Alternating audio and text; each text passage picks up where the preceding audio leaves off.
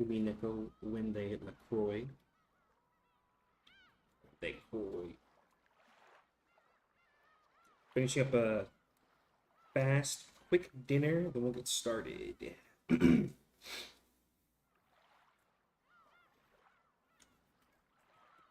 I realized my stomach was getting hungry at the wrong times, so I'm eating now so I won't feel like peckish during the stream, basically. Cause I know this shit goes into like 8 sometimes. I don't want to just sit here eating on stream.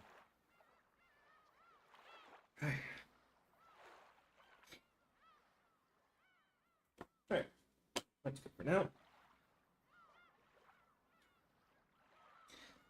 Welcome, welcome, welcome.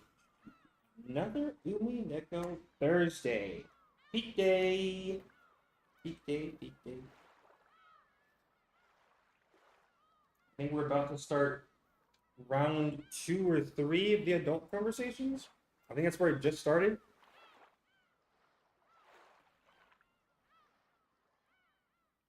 I believe Natsuhi got her ass verbally handed to her from Eva. It's alright. She just forgot who she was, forgot her place. She'll be fine. I think now we're switching gears from the kids and the cousins back to the adults. So we're gonna pick up from there. Put this on. Oops, we want to keep that on. Welcome to Peak Peak Peak. Welcome, welcome, welcome. Let's get started.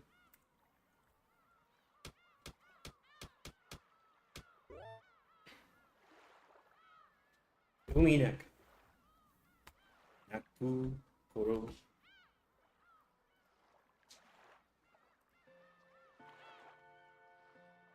Load. Legend of the Golden Witch still. Alright. Let's get back into it. Hold on.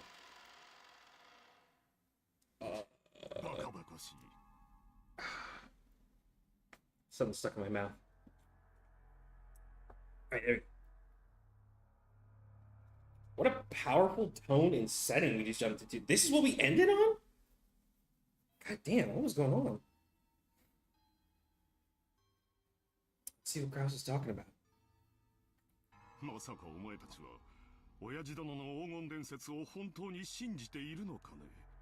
is not filled with whimsy. 魔女が黄金を与えた云々はさすがに信じねえさ。だが黄金の話だけは間違いじゃない。お父様が出自不明の金塊を持っていたことは複数の筋から確認されているわ。So they believe in the gold because obviously the wealth is there, but they just don't believe in the source. 死んだマルソーの会長は生前、お父様に某所で積み上げられた金塊を実際に見せられたという。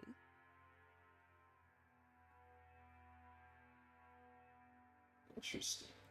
お父様はそれを指して10トン分あるとはっきり明言したわ。老いぼれのざれ言じゃないか。Kind of funny how the only person who's actually seen the gold or confirmed seen the gold is dead. 親父殿と一緒に存在しない黄金の存在をでっち上げただけだ。取るにも足らない。存在せん黄金にあないな軍資金は集まらへんで。会長さんは生前その真摯なお人柄であれだけ大勢の財界人から尊敬を集めたお人や。詐欺の片棒なんか担がへん。兄貴、マルソーの会長は確かに見たんだ。10トンの黄金をはっきりとその目で。しかも親父はそのインゴットの一つを任意で抜き取らせ、会長に持ち帰らせて鑑定させた。それは10キロのインゴットで、鑑定結果は純度49。What makes it possible to not be 100% pure? So like one random chemical element in it? インゴット表面には後ろ宮家の家紋である片翼のワシが刻印されていたという。後ろ宮の黄金伝説は瞬く間に財界のフィクサーたちの間に広がったわ。鋳造元不明の黄金は換金率が悪い。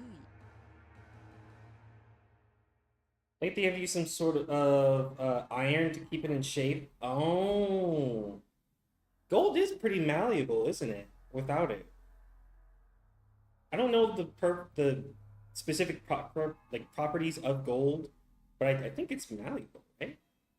Like pretty malleable. ボロ儲けのチャンスだと思った彼らはそれを担保に認め、 I just there's gotta be 莫大な融資を受けることができた。 there's gotta be some reason to explain why it's like its durability is shit in Minecraft. Now I just want to believe that it's malleable or soft, or it was magic. Clearly.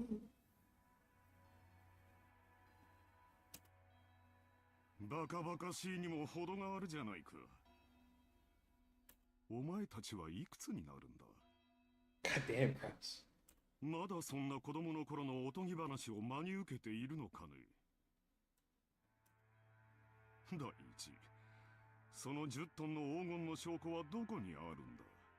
He's got a good point. I mean, the only person who could confirm it is gone, so let's just say there is now. 親父殿と親交の深かったごく一部の人間のざれ言だけじゃないか。もちろん口伝だけさ。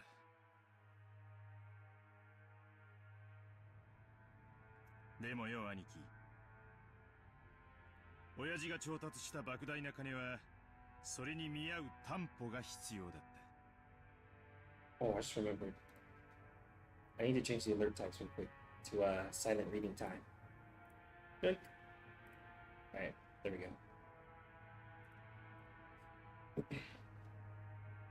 仮に黄金がデマでも、それに匹敵する価値あるお宝を親父が見せたのは紛れもない事実じゃねえのかい。都市空間の親父殿が作った黄金元素さ。 Why does he not believe? I mean, Rudolph, like, he's making a good point. Even if it wasn't exactly like 10 metric tons of gold, it had to have been enough to still prove that it was like worth a damn to this business partner. Like, you gotta admit, it's gotta be something equally to that amount as just as amazing or valuable. But I still think it's gold. I still think there genuinely is 10 tons of gold on this island. I just want to know how they figure it out. How do they get to it? ありもしない黄金をあるかに振る舞い、スポンサーたちを騙したんだ。一世一代の大博打だったのだろう。運よくその資産の運用に成功できた。もし当時の外需拡大がなかったら後宮家の再興はならず、親父殿は世紀のペテン師として追われていただろう。じゃあクラウス兄さんは黄金など最初から存在せず、すべてお父さんのでっち上げだ言うんか。もちろんさ。だから十分な成功を収めた後には黄金元素など面倒なだけだった。だから親父殿は魔女だの黒魔術だのとわけのわからないことを後に言い出して信憑性を薄めたのさ。I don't see how it could be an inconvenience. I don't know. つまり黄金元素がでっち上げであることを明かしたのだよ。魔女に黄金を授かったなどと言えば、もはや誰も黄金の存在を信じたりはしまい。あるいはお前たちのために言い出したのかもしれないな。なのに、ありもしない黄金を遺産分配に含めて議論しようというバカな息子たちが現れる。That includes you. That includes you. どうぞ。まさかお前までこんなでっち上げを信じてるって言うんじゃないだろうな。I feel like Rosa would be the one with the most whimsy out of the entire group. It'd probably go like Rosa, then Hideyoshi, then maybe Eva or Rudolph. Like pyramid wise. 私はお父様が本当に黄金を持っていたかどうかを確かめることはできない。でもお父様の4人の子供の一人として正当な分を主張したいだけよ。Wait, I need to check something. Does it show their age?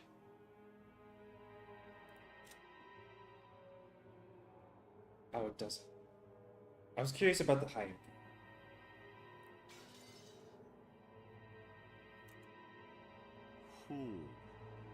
Oh. Heaven on high. ローザも言うようになったじゃないか。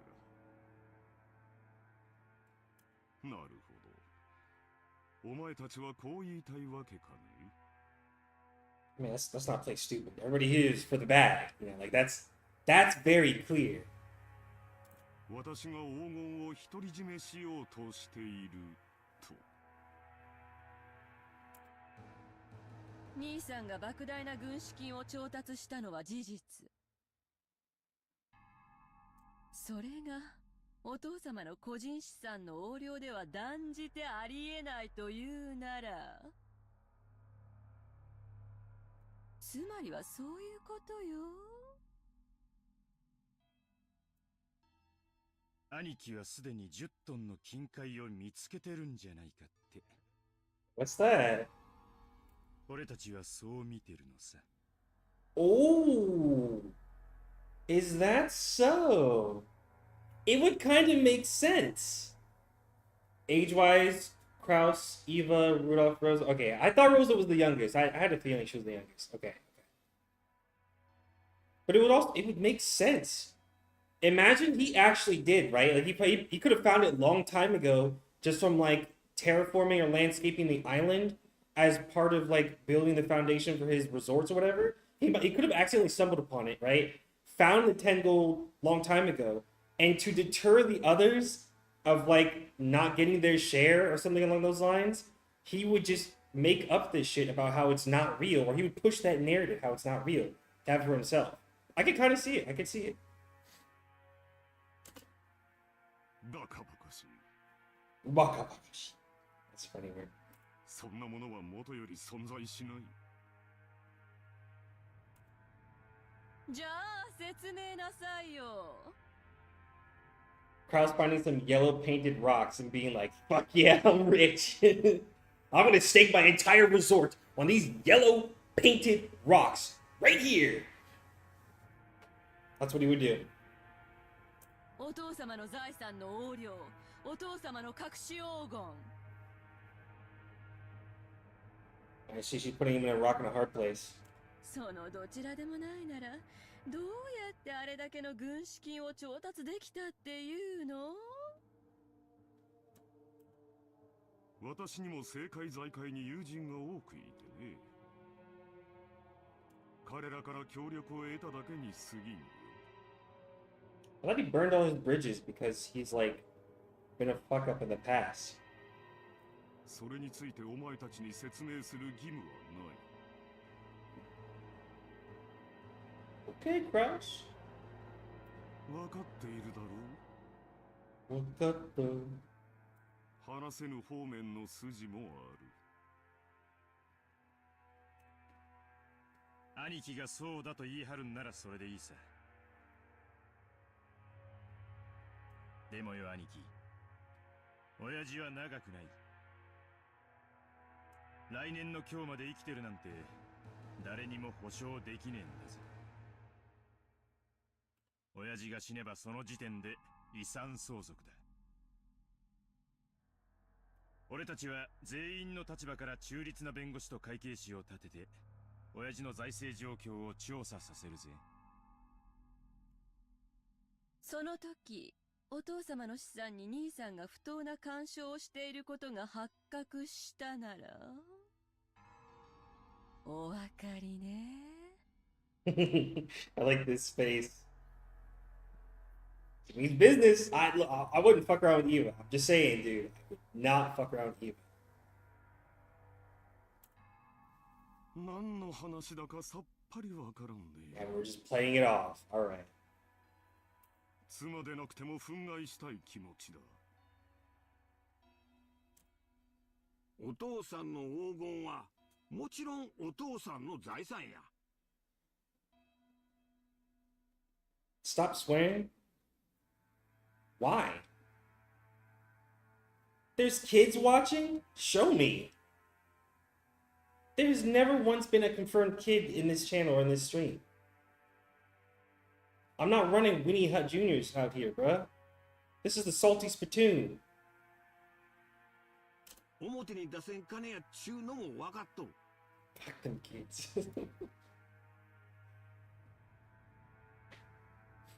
しかし4人に公平な権利があるはずや。 つまり兄貴が黄金を独り占めしていないかどうか、兄貴についても財務状況を調査させてもらうぜってことなのさ。いい機会じゃない。兄さんの言うところの友人知人にバックアップしてもらったというところを証明なさいよ。 I like that they keep pressing it. Because they're right about all this. Like, as my niece says she's going to kick your butt for saying a swear word. She ain't gonna do anything. Ain't gonna do anything. I already know it.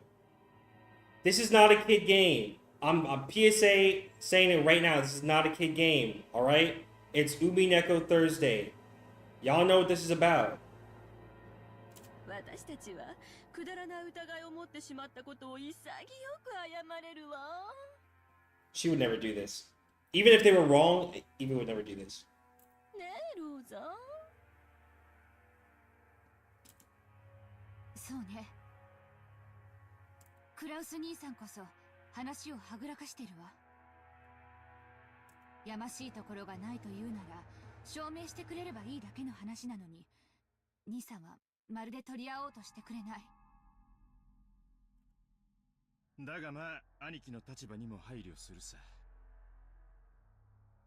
Skibidi toilet. I just saw that. Tell her to come back for Monkey Ball. Yeah, that's a good idea. Next week. Monkey Ball's on the schedule.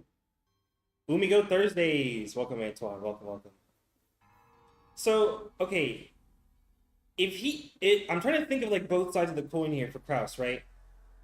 Let's say he didn't embezzle or like hoard any of the money, right? Like if he truly didn't, what would that mean for how he would actually get his income then? Like, I feel like there's a scenario where he didn't actually like embezzle any money, but yet he also didn't find the 10 tons of gold. What is the likelihood and the chance that he actually just has like friends in higher places that supported him? Or it is embezzlement, right? It is embezzlement, or he was stealing. And he's basically just playing it down because he obviously doesn't want to admit it. Like, he knows they're right and just doesn't want to admit it. But like Eva said multiple times, when the time comes, when father passes, that will, and that financial situation is going to be open, wide open again, right there that instant. And they're going to bring in lawyers and accountants, like, you know, Rudolph said, impartial to the situation. They're going to dig in. They're going to ask the same questions that they're asking right now. I'm sure Carlson knows that. So, like, if he really did it, why not just come out and say it right now and behind closed doors with family before it's possibly to the public that he's been embezzling money for years? Like, I don't understand. I want to believe Kraus is smarter than that, right? There's no way he doesn't see that situation. So I don't know why he's like dodging and why he's hiding it.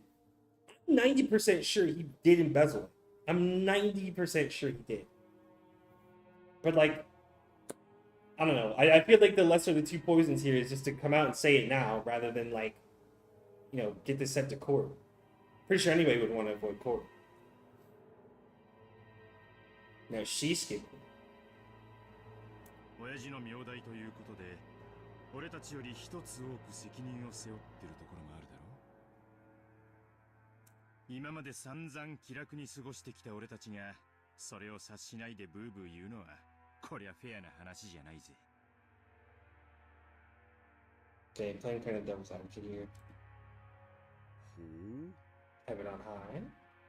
さっきから脅されたり持ち上げられたりと忙しい。 He's kind of right. 本題に入りたまえ。つまりな、お父さんの財産をあれこれ調べて重箱の隅をつっつくんはブスやないかって話なんや。クラウス兄さんの言う通り、うまく説明できん金の動きもあるやろ。そこを理解した上で、わしらは兄さんに相談を持ってきたんや。お互いにとって悪うない相談や。 He's right. Again, like I think this is the lesser of the two poisons here. You just come right out and just admit it. Just say it now. Before, this gets to court or it gets bigger than this. I don't know why he just doesn't. 相談？ほう。遺産分配時に、今日まで親父の面倒を見てきてくれた兄貴のご苦労を最大限に汲み取り、分配に寛大な理解を示そうってことさ。間違えないでよ。別に私たちの権利を放棄するって言ってるわけじゃないのよ。ただ、その権利を主張する際に、兄さんの立場に立った寛大な理解があってもいいんじゃないかしら、ということなのよ。Okay. That's more generous than I thought it was going to be. つまり条件を飲んでくれたら、わしらは遺産分配時にお父さんの財務状況調査をクラウス兄さんに一任してもいいっちゅうこっちゃ。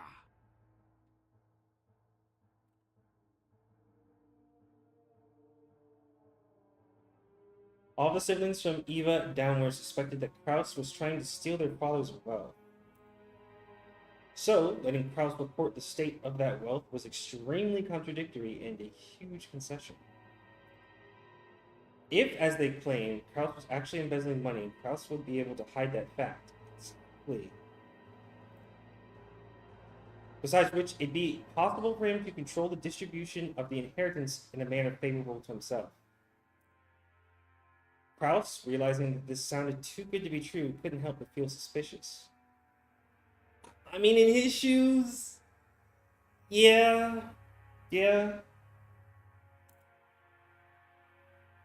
He couldn't help but worry about what they'd ask for in exchange. ほう。信用ゼロの私に長兄としての信頼を返してくれるというのか。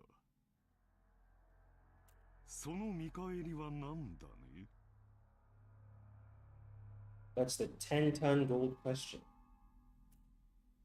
同じ兄弟としての公平な権利さ。俺たちの兄貴は親父の財産をかすめ取るようなやつじゃない。だがしかし、兄貴に融資するパトロンも存在しない。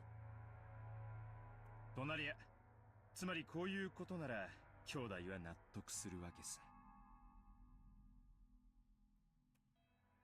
兄さんは10トンの黄金を見つけ、 I said this too. I did say this earlier. It's one of the possibilities. それを担保に軍資金を作った。そう、お父様がかつてそうしたようにね。そういうことなら、お父さんの財務状況におかしな点は一切あらへん。クラウス兄さんはずっとお父さんの世話をしてきた高校息子や。そないな人を信用せんわけにはいかへん。No. after what I've heard about Kraus from like this stream and then the last session we had, he's kind of given like an actual few good reasons. You know, father son aside, or how good he's been a caretaker. 回りくどくて分かりづらいな。もっとはっきり具体的に言いたま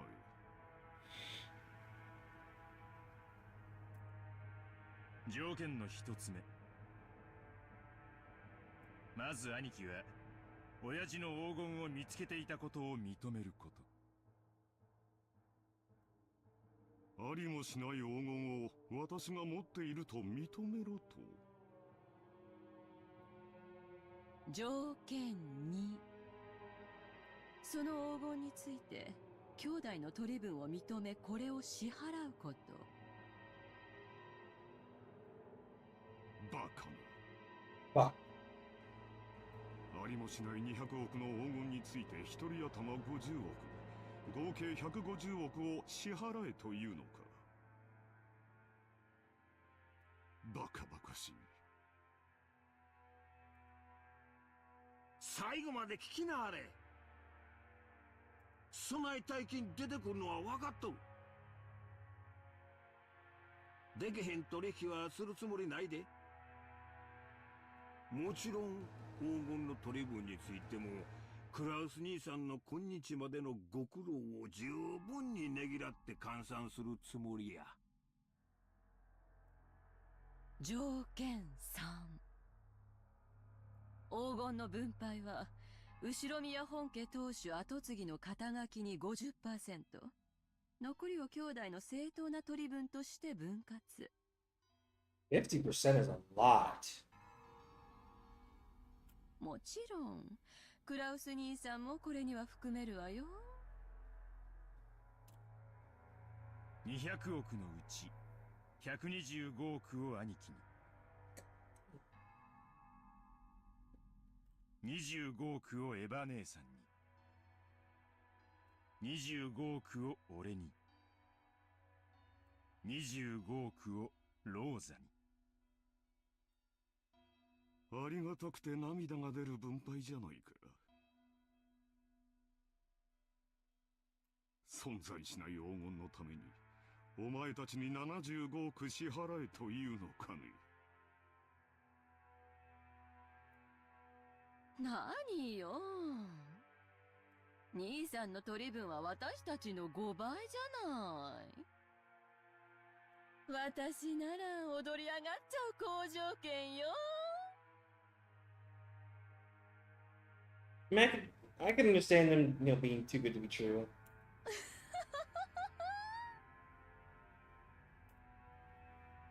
条件の4。Oh, okay.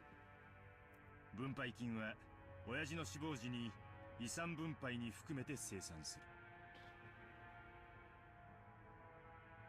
ただし手付金として俺たちの取り分の 10% を即納してもらう。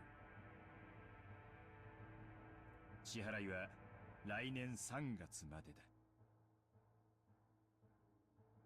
What are the odds that we're still going to be on this March of next year? Assuming if I go at the pace of 1 day a week for 2 to 3 hours at a time, what's the odds of like actually making it that far? Or you think this will be done before then?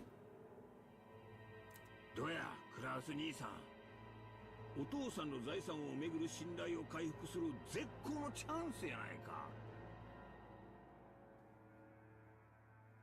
さすがに75億の大金はお父さんが亡くなったからやないと無理やろ。だが手付けの7億半はなんとかできんこともないんとちゃうか。半年で7億ってのはちょいとしんどい話だが、政界財界に友人が多いってのが自慢の兄貴ならなんとかできるだろ。 How quickly that became a double-edged sword. 本当なら今すぐ75億を一括で払ってもらいたいところよ。I mean, this shit is mad long, like really long. See, that's why I was asking, you know, like I knew it was long, so that's why I'm like, At this pace, it might actually be. It might actually be. でも兄さんの立場に配慮して、とりあえず1割を収める誠意を見せてくれたら。And also, this is still episode 1, right? Like, this is still all episode 1. I don't even know how long episode 1 is, but I assume it's still episode. Yeah, still episode. Okay. It's gonna be like double the time because you're a streamer that's epic and interacts with the chat. That's also true. So it was like 13 hours? Really? Not even halfway? Holy shit. I'll be lucky to finish episode 1 for the end of the year then. But you know what? At the same time, it's not a rush and it's not a race. Like, I'm in no specific timeline to get this done as soon as possible. So, you know, I'm not really worried about how long it's actually going to take. 残りの9割は遺産分配時に持ち越してくれていいってことなの。ね？1割程度の誠意なら兄さんにだって示せるんじゃない？親父殿の財政状況調査を私に一任する権利を7億5千万で売りつけようというのかね。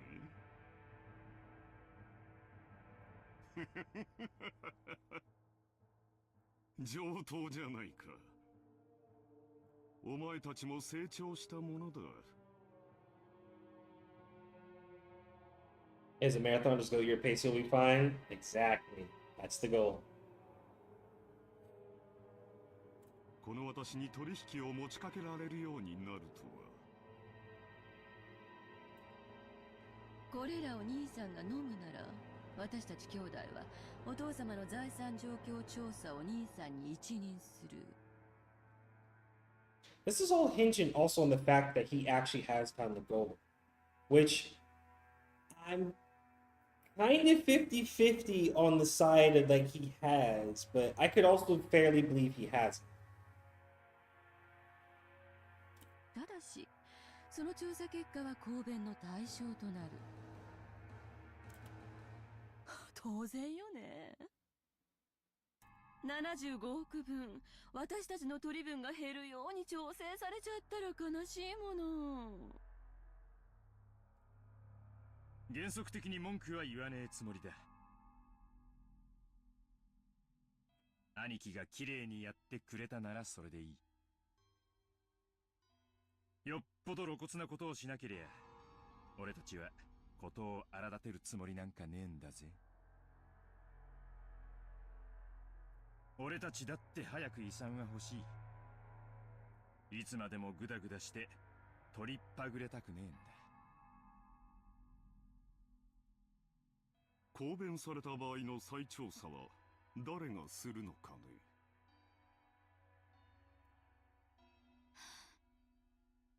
兄さんでいいわ。多分これが兄弟で合議する最初で最後の機会だもの。そんなことにはならないと信じてる。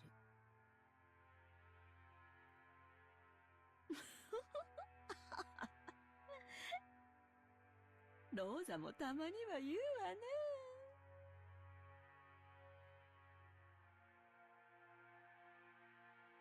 At this point, it's obvious that Kraus wasn't at all trusted as the oldest sibling, so there's no need to go into detail. Formerly tyrannical oldest brother had always abused his privileges and violated the other sibling's shares. It was in response to this that the other three adults were finally teaming up and striking back for the first time. Okay, I see where they're coming from. 申し訳ないが、 Oh, 条件はまだ続くんや。 it's not over yet. Okay. 条件5。A fifth condition. この取り決めはお父さんの遺言状に優先する。後になってこの取り決めが保護になるような遺言が出てきちゃかなわんちゅうこっちゃな。入念じゃないか。なら質問だが、仮に本当に黄金が見つかった場合、どうするのかね。それに対する支払いを兄貴が済ませてる以上、俺たちは本当に黄金が出てこようがどうでもいいことさ。 I never thought about that. What is the slim chance that like Kraus hasn't found the gold? It really is out there somewhere. And then what happens if someone else finds it before he does? Like I didn't think about that. So I see why he's saying this. 俺たちの取り分は先払いってな感じになるわけだからな。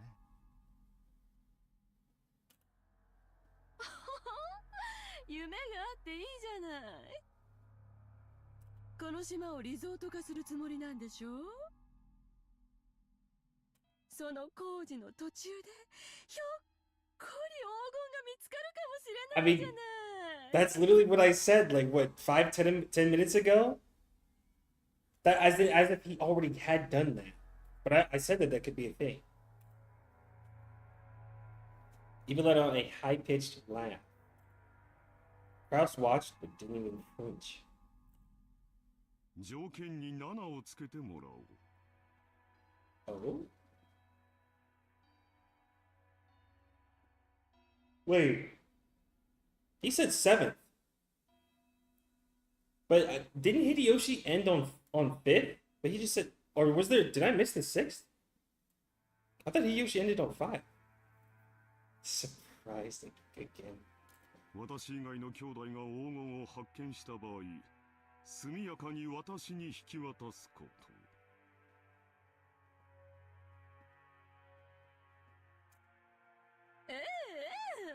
もちろん保証するわよ。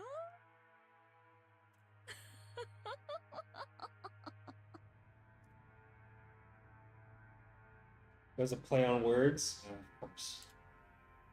Of course, the others, who were forcing Kraus to pay money for some non-existent gold, wouldn't save Kraus his portion if they actually found it. Fucking vultures. They're all the same at the end of the day. From the beginning, this deal had been nothing more than a threat directed at Kraus. Regardless of the actual facts, it was still extremely likely that Kraus was embezzling his father's assets. I'm on that boat. I'm like 95% sure he did. When Kinzo faced death at last and had his inheritance distributed, some unpleasant facts would surely come to light. That could easily become fatal. Oh. The others is part of this weak point and were threatening their brother under the veil of compromise, trying to wring a huge sum of money out of him. However, they had forgotten one thing. They'd forgotten that their brother's brain moved so swiftly, at least when it came to cunning and guile, that they'd been forced to band together to combat him. Meaning...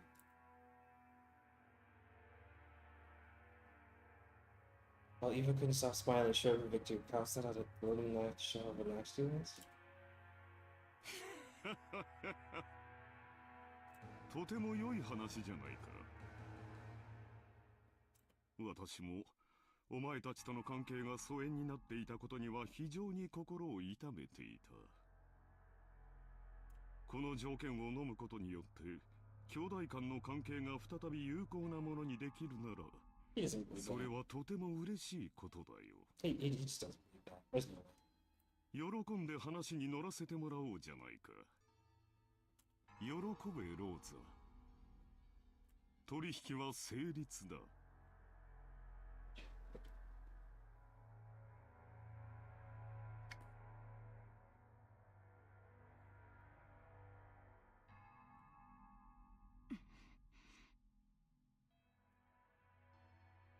Rosa's expression dimmed.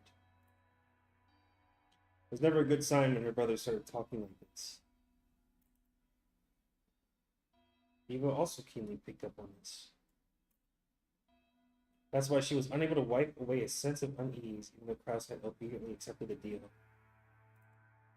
嫌に素直ね。兄さんらしくもないわ。I think this is the expression of a man with a plan. それはひどいじゃないか。私に下心があるというのかね。あるわけもないさ。お前たちと同じだ。Just the same as all of you. I said that earlier. They're all the same at the end of the day. He seemed to emphasize just that one part. Color of Rudolph's face darkened. To him, it sounded as though Kraus was saying, I have a plan similar to yours. This really is just chess. So Rudolph panicked. He rushed to bring this nearly resolved discussion to a conclusion. ならいいんだ。じゃあ兄貴、ここにサインをもらえるか？今の話を書き出した俺たちの誓約書だ。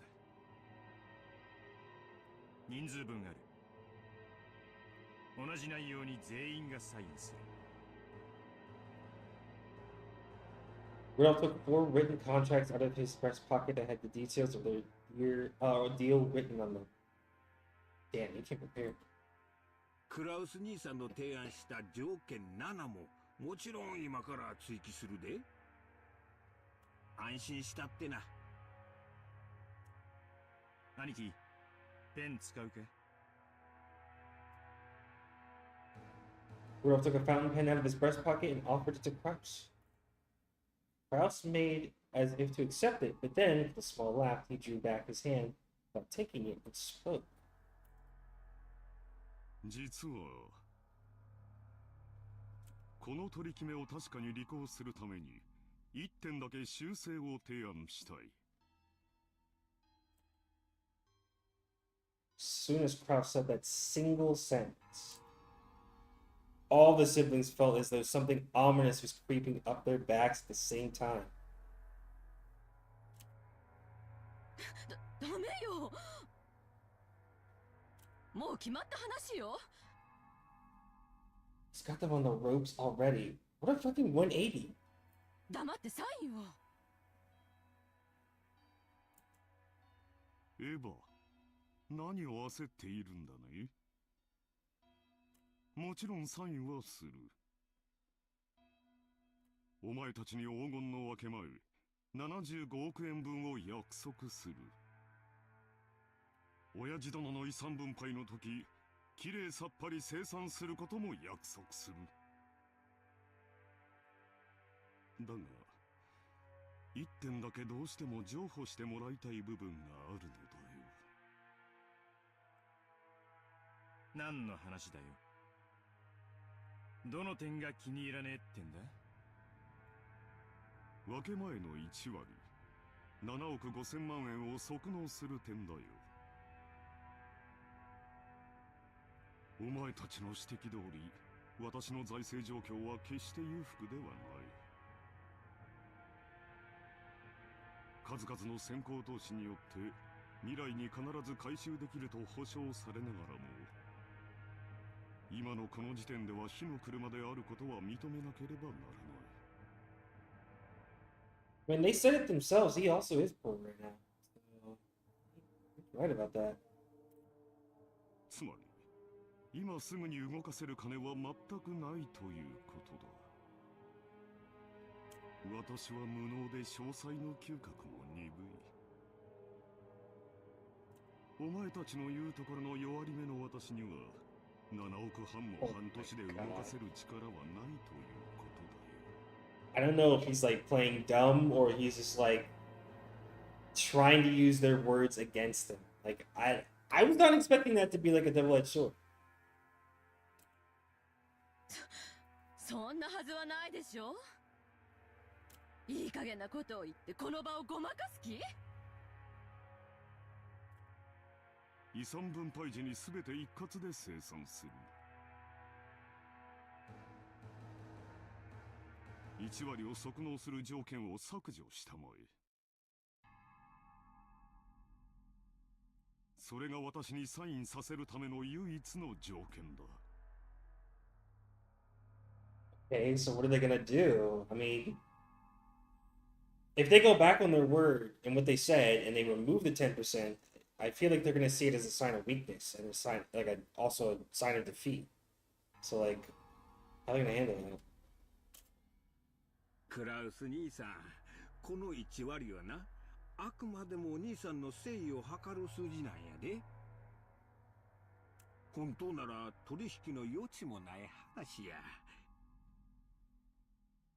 そこを100歩譲った上で、とりあえず1割の誠意でこの場を丸く収めちゃるっちゅう大サービスなんやで。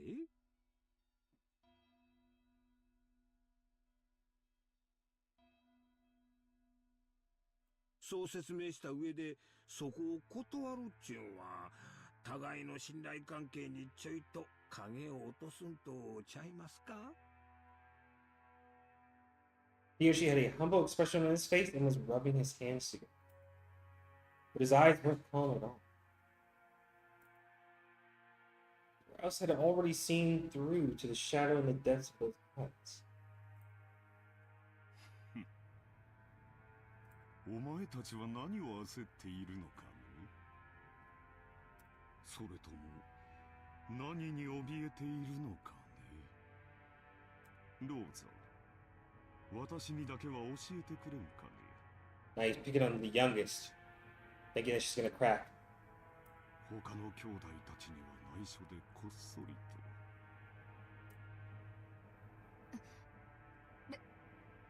別に私は。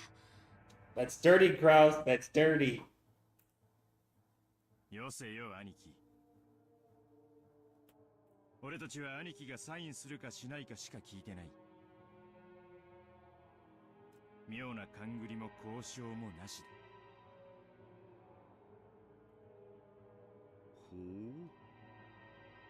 ほう、私には交渉の余地もないと。立場が弱いのは私の方で公平な関係ではないと、そう言いたいのかね。 I mean, he just admitted that he was a loser, poor, and has a dull business sense. I don't know, you kind of said it yourself. Shivers began to crawl up Rudolph's back. Began to feel himself getting overwhelmed by the height of his brother's completely insurmountable wall, and the long shadow that had existed since they were children. 取引は公平な関係であるべきじゃないのかね。この取引は私にとっては、弟や妹たちと長いことを失ってきた信頼を取り戻し、兄弟愛を深め合うもの。それは私にとって緊急に解決したかった心のしこりだ。それが今日解決できてとても嬉しいと思う。だがお前たちもこの取引を急ぎ締結することがとても嬉しいんじゃないのかね。Kraus stared at each of his siblings. They avoided his gaze with animal-like instinct. Only Hideyoshi was slow in avoiding it. It's like he was caught by Kraus's gaze. 秀吉兄さん、 He caught that too. あなたの会社非常に好調子だそうじゃないですか。トントン拍子で上場を果たし、業績も株価も右肩上がり。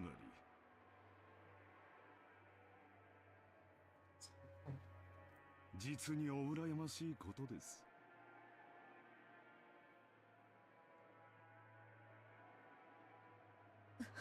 うちの人の話は関係ないでしょ。 Don't break, Eva. Don't break. だが、株主たちに対する還元を怠ったのが悪かった。そして上場した時に足回りを固めきらなかったのもまずかった。気づいた時にはタチの悪い連中に自社株をだいぶ買い集められていたらしいじゃないですか。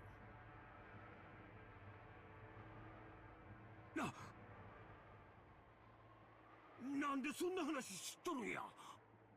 Oh shit. Is this gonna be the first peg? The first Jenga piece to pull from the tower? 秀吉さんと同じですよ。私に融資する人間などいないと裏を取れる程度に、私も秀吉さんの裏を取れるのです。そんな不思議があることはないじゃないですか。Gotta hand it to Kraus. He's right. He's a man with a plan. Hate him or love him, he's a man with a plan. Kraus grinned broadly. In contrast, Hideyoshi's face was rapidly turning pale. He's gonna look like his tie here in a second. Hideyoshi's company was a restaurant chain management company that he'd started from nothing. Thanks to Hideyoshi's management efforts, the company had achieved success repeatedly, expanding its range, and a petition to make it a stock-listed company had recently succeeded. The greatest advantage of being in the stockholder system is that you can sell stock certificates and gain a large amount of financing. That amount tends to be far greater than a business's normal profits. I did not know that. I don't know finances. I love this economy simulator that comes with the game. So, this is an extremely effective way to gather massive funds to expand a business even further. However, in exchange for financing the company, the stockholders gain certain rights. They're given rights that allow them to observe and guide the company they've invested in, leading to profits even greater than their original investments. This right is guaranteed to the stockholders, and they sometimes use it to dismiss ineffectual management. The right allows them to keep an eye on management and prevent the money they've invested in the company from going to waste. However, if they use it forcibly, they can eject the former management and take over the company. Oh, that's dangerous. After all, dismissing management and nominating new management powers held by the general body of all shareholders. You can really lose your own company by getting stock listed? That's crazy. Building something up from the ground up, like out of nothing, like he did, right? And by being stock listed and having shareholders, you could actually just lose it all. They could kick you out. If they had enough power, if they had enough stock, that's insane.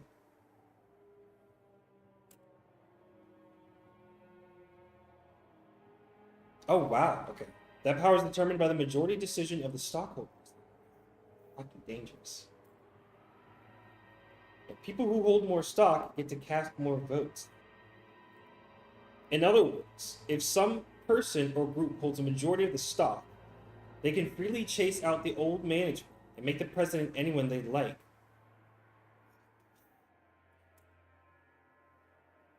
If they want, it's also possible for them to make themselves president. Can you be president and still hold a majority of the stock in the company? Can you be both? Because then I feel like at that point nobody could say anything, right? Like you'd be untouchable. Is that possible?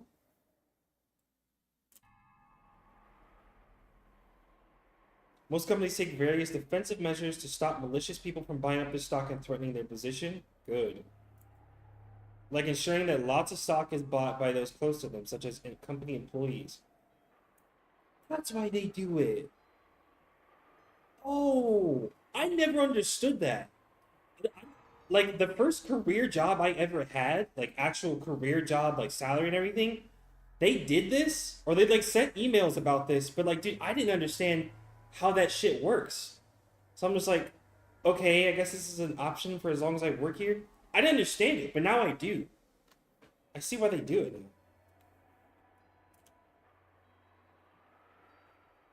However, Hideyoshi's company had only recently become stock listed, and he hadn't had time to strengthen those defensive measures. Or maybe Hideyoshi was so engrossed in the management of his company that he couldn't properly understand the dangers of being stock listed. I want to give him the benefit of the doubt that he's not. Hard to say whether he should be viewed as a kind-hearted manager immersed in the work of management, or a foolish manager who had his feet swept out from under him. In other words, there existed some people who wouldn't let him get away with that naivety unscathed. Naivety. It's not as easy as like one person owns 51% and makes all the decisions. The price to own that much would be astronomical. It's like groups of people come together to get sizable portions, which can influence the overall direction of the company. Oh, so the gatekeeper from the president also containing the 51% is the price.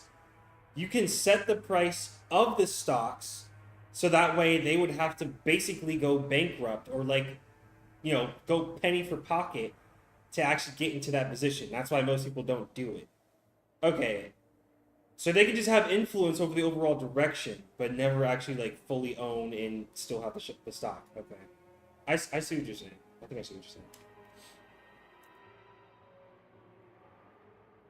They began repeatedly buying up stock in Hideyoshi's company, rapidly gaining such strength that they couldn't be ignored. Then they sent anonymous documents to the shareholders in an attempt to gain control of the majority. The documents read, the current management continues to make pointless investments and is ignoring the needs of the stockholders. The company only sets the price of the initial offering. The cost after that is based on the market's determination of the value of the future earnings. No, honestly, it's great that you're a nerd about this stuff. This is actually like genuinely educational. Like I know this is like in the middle of Umineko and everything, but like it's still like helpful and good to know. Because I didn't know it works that way. I genuinely just personally did not know it worked that way. So that's really informative. Okay, so it scales based on the market's determination after the initial cost. Okay. That makes sense. That makes sense.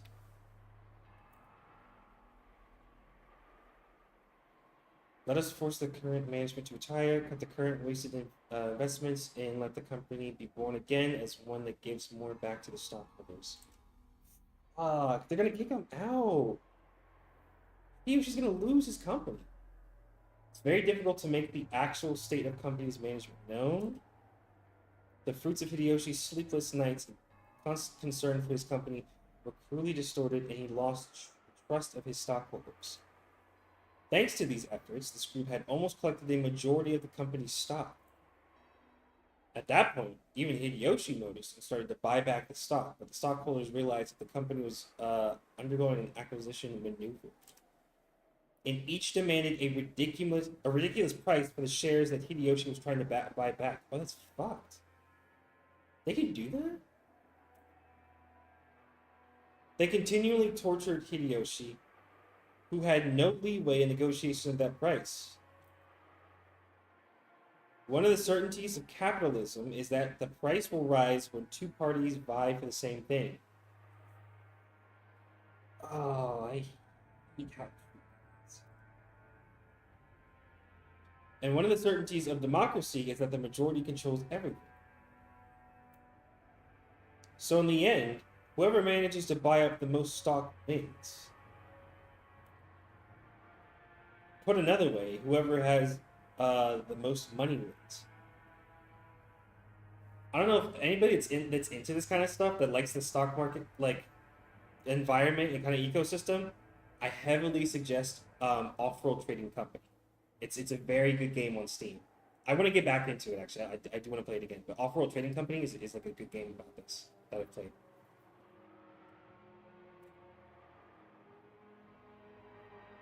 Unless Hideyoshi could obtain a large sum of money at this critical time, he could easily lose all he had built so far. Therefore, more than anything else, he wanted a lot of money right now. I love the all caps for that. Like stressing that. He couldn't wait for the division of Kinzo's inheritance. No one knew when he would die. Oh shit, now it's Rudolph's turn. I say this. Hey, welcome. Not Ariamis.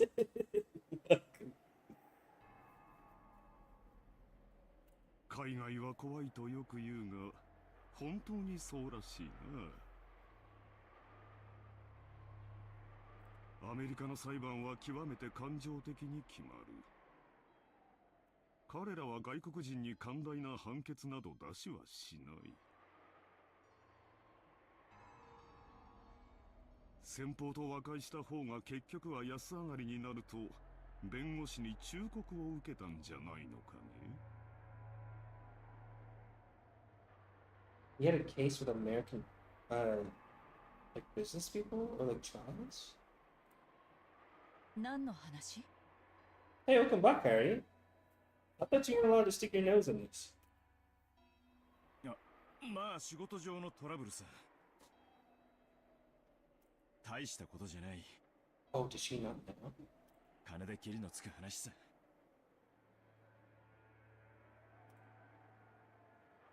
Kyrie immediately guessed the meaning behind the subtle expression on Rudolph's face. Her husband had gotten wrapped up in some kind of trouble without her knowledge and had been worrying over it alone. Okay, so she does. その通りさ。その通り。世の中なんだって金で蹴りがつく。失った兄弟の絆だって買い戻せるようにな。How ironic. アメリカは権利侵害などにはうるさい国だ。だが金さえあれば何でも和解できる。資本主義万歳だよ。もっとも和解金は数百万ドルにも及びそうだとの噂もあるがね。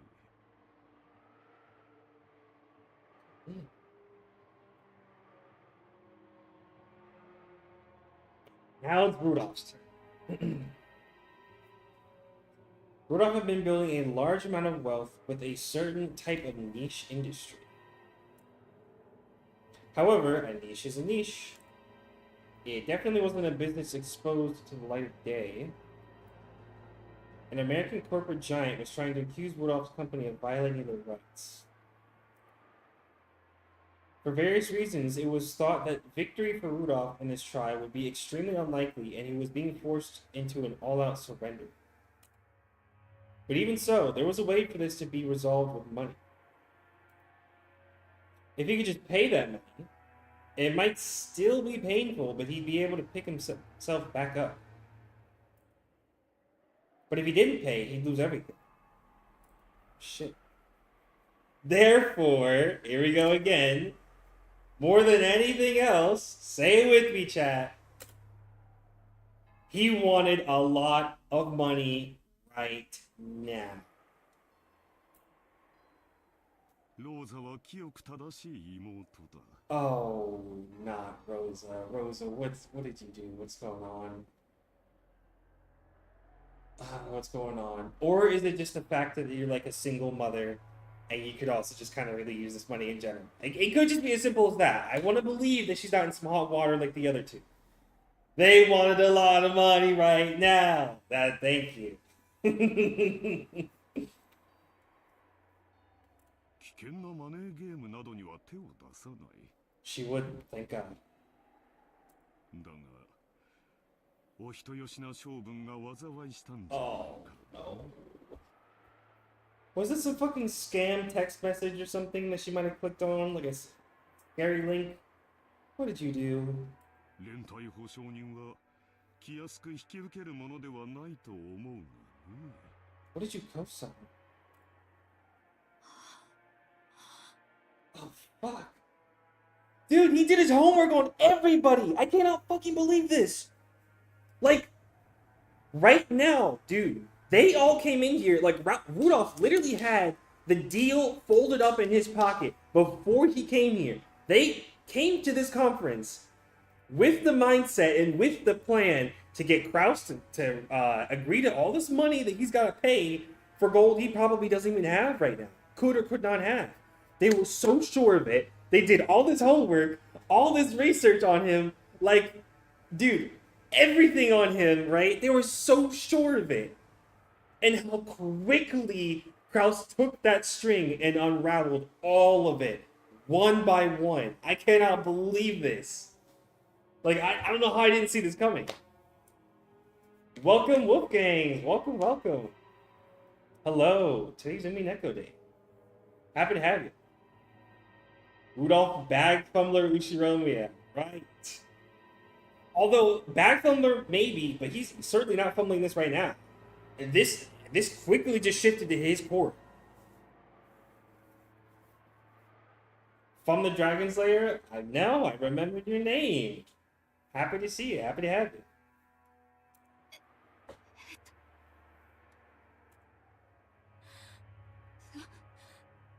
それはクラス兄さんとは関係ない。 Oh, she's so pissed. Her tone has changed. Rosa uncharacteristically, I knew it, laid bare her emotions and yelled. Oh, shit.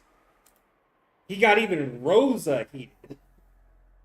After all, no one was supposed to know that. As Kraus watched, he let slip a muffled laugh. Oh, this motherfucker is evil. Without exception. Every one of them. Here we go again, guys. Let me hear it more than anything else. Wanted a lot of money right now.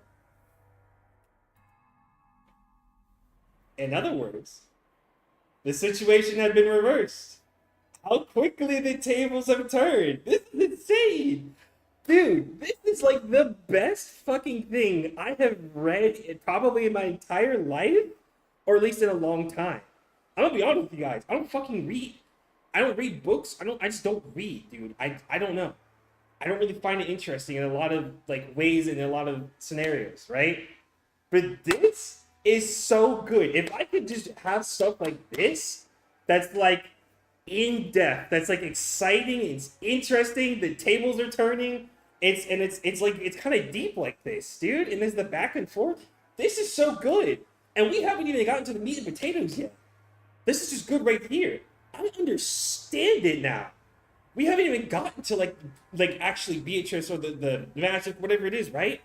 This alone is a good enough of a hook to get any genuine like reader or person interested. And it's great. I love this.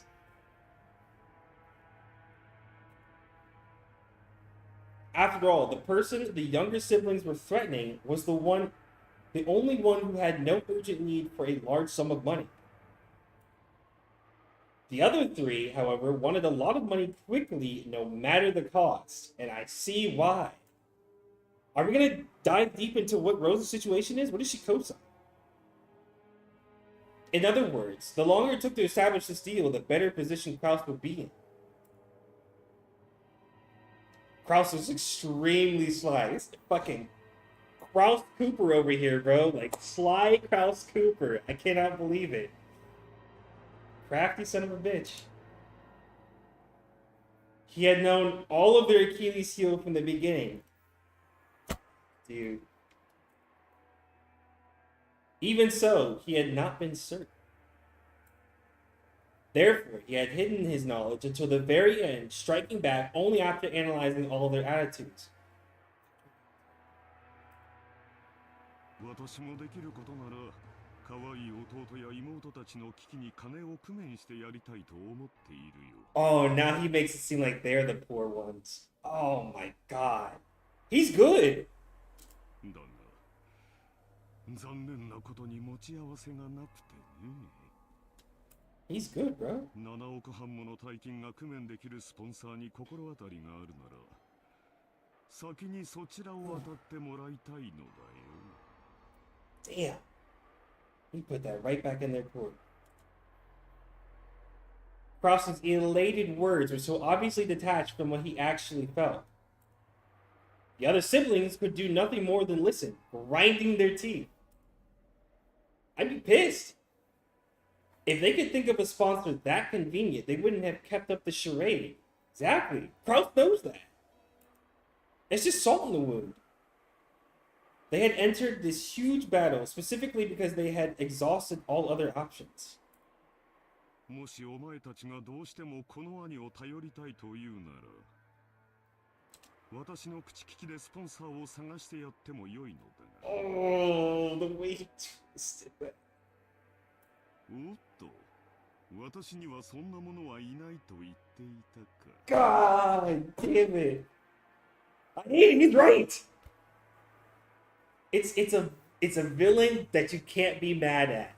It's one of those. It's that fucking meme where you just can't help but agree with the bad guy. Sometimes they're right.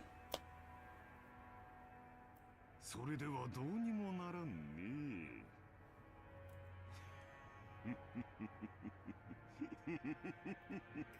Damn it, dude. That's evil as fuck. Look at his smug fucking face, man. You're right. Look, you should have seen him. You should have seen him. This is a guy who. This is why he wasn't afraid, right? This is exactly why he kept a cool, level head the entire time they were dogpiling him. Remember in the last session, they dogpiled the fuck out of him. They said, "You got no money, you got no moves, you're stupid with money decisions anyways. Nobody's gonna back you. You're in this corner in this decision anyways. Just sign the paper anyways, and we'll be done." They were on his ass the first time. This is why he told Natsuhi to leave. He knew, dude, from the last session that they spoke, the first time they had this conversation, he knew and had this ready, loaded and ready the entire time, calculated. Like, oh my God, he's good. He's good, and I can't fucking hate him for it. I can't ignore it. Man, dude, this fucking virtual book has me actually like so like elated and just I can't fucking believe this, dude. I'm reading words on a screen and getting this like kind of just hyped and excited. I cannot believe this story. It's a good fucking story. Krause's low, gloating laugh began to fill the party. The younger siblings, who had been driving the oldest brother into a corner until a minute ago, said, could do nothing more than grimace and grind their teeth. エヴァ。冗談じゃないわ。兄さんに借りなんか作れるもんですか。冗談じゃない。冗談じゃない。 It's just getting so bad. Yeah, it shouldn't be so hard in episode 1. I had to know the lore. I'm saying episode 1 has got me. It has got me. I'm here for it. I'm here for it. This is a good way to start. This is a good way to like hook you into what's coming in next. It's just well done. That's all I can really say.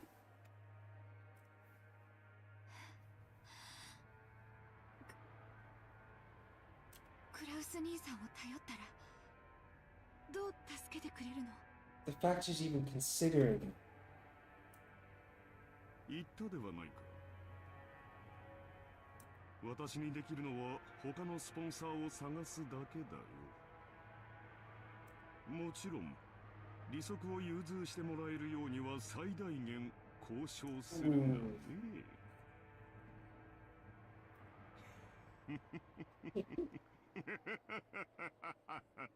This smug motherfucker. Look at him. Look at him.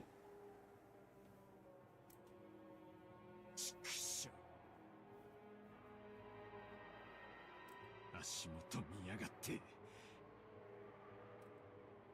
あなた、落ち着いて。落ち着いてるぜ。俺は極めて冷静だぜ。It's cool. It's cool. クソったりが。Kyrie grabbed her husband's hand. That action made him feel even more pitiful, so Rudolph shook it off. Don't touch it. Kraus laughed as though watching something highly amusing. こんな時、本当に親父殿の隠し黄金が見つかればいいんだがね。そうすればすぐに25億ずつをこの場で切り分けてやれるのだが、残念残念残念至極。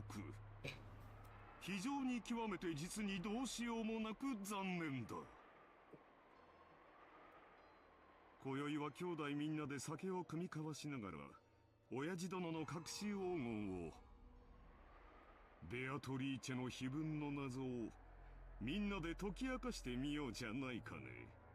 Oh, this is just toxic. This is just toxic at this point. 仲良し兄弟が4人揃えばきっと解けない謎はないはずさ。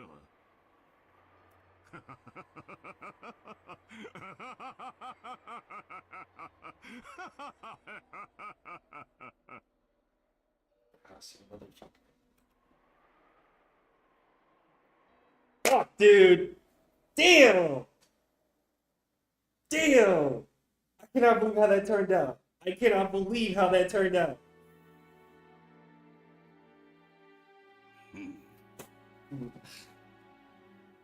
Okay.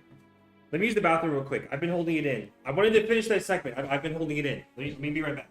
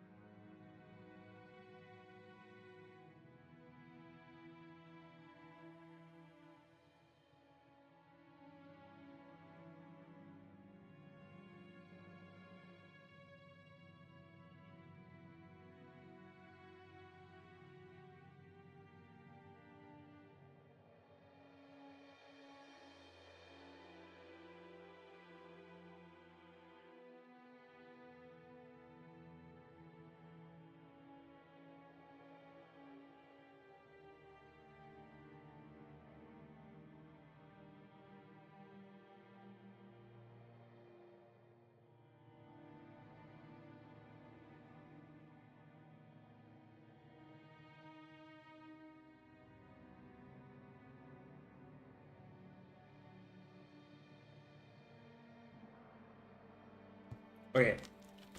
I return. Oh, I hope that Tangier didn't go through. I had that disabled.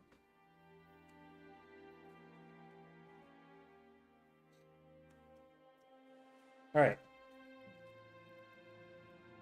We are now back to the Enzo section. Alright. Yeah. Let's close that real quick. Alright, let's see what they got. 面白いことをする。それでその突きつけた条件というのは何か。はい。 Cannon. I don't remember Cannon. クラウス様は黄金の発見を問わずにその分け前としてエヴァ様、ルドルフ様、ローザ様に計75億円を支払うこと。ただしその1割を3月までに支払うこと。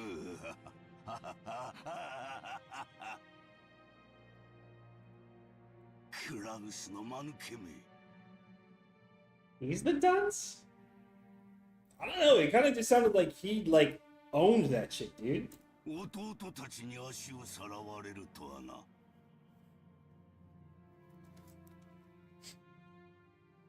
実に愉快ではないか。しかし詰めが甘いようだな。はい。 Oh, that's right, canon. Oh, okay, okay. クラウス様はそれをエヴァ様以下お三人が緊急に大金を用立てする必要があるためとカンパされました。 Was Canon just listening the whole time? その程度のことはカンパできるのか。中途半端に無能な男め。今はどうしている？話は一度中断されました。今はベアトリーチェ様の碑文の話をされています。私の黄金がどこに隠されているのか、その謎を解こうとか。はい。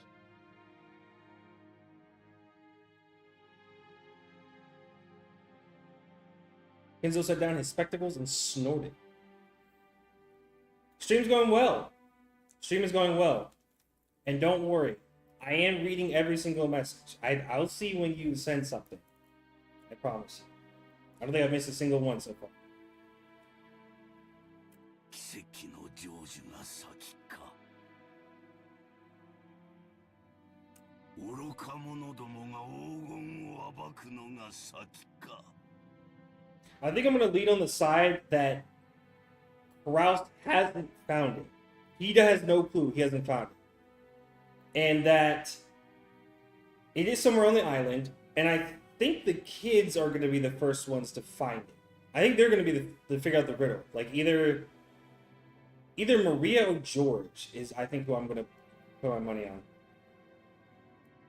実に見物ではないか。 Okay, you know. 愚か者どもが我が謎を解き明かしたなら、その時は私のすべての敗北だ。我が屍を骨の一かけらまでしゃぶり尽くすがいい。 What a way to phrase it. 愚か者どもの貪欲さが偉大なる魔法に奇跡を宿らせるのだ。だがもし奇跡の成就が先だったなら、先だったなら、ベアトリーチェは再び蘇る。 I mean, I'd love to see it. 私が半生をかけて追い求めたあの美少が蘇るのだ。おお、ベアトリーチェ。奇跡を落とす聖なる夜がやってくるぞ。悪魔たちとのゲームが始まるぞ。私はきっと打ち勝つ。絶対に生き残る。他の奴らの命はくれてやる。富も名誉も財産も黄金も何もいらぬ。ただお前の微笑みがもう一度見たいだけなのだ。 Evening, neighbor. Welcome, Sensei. Good to see you.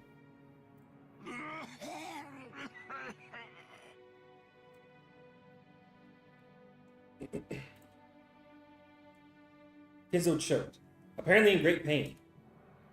Kanan got closer and tried to pat his master's back, but Kenzo motioned for him to stop. He doesn't want pity. なぜ私が黄金の隠し場所をわざわざ人目に触れるように晒したかわかるか。いえ。魔法の力はリスクで決まるからだ。ベアトリーチェの黄金を暴こうとする人間が多ければ多いほど、その危険が高まれば高まるほどに、それでもなお成就できたとき、魔法の力は偉大なる奇跡を起こせるのだ。魔法とはつまりゲームなのだよ。優れている者が勝者になるのではない。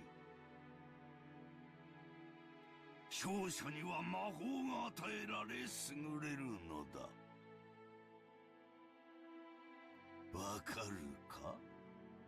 生命の奇跡が数億分の1という神々しい確率に勝利するからこそ与えられるようにな。お前には少し難しいか。申し訳ございません。よい。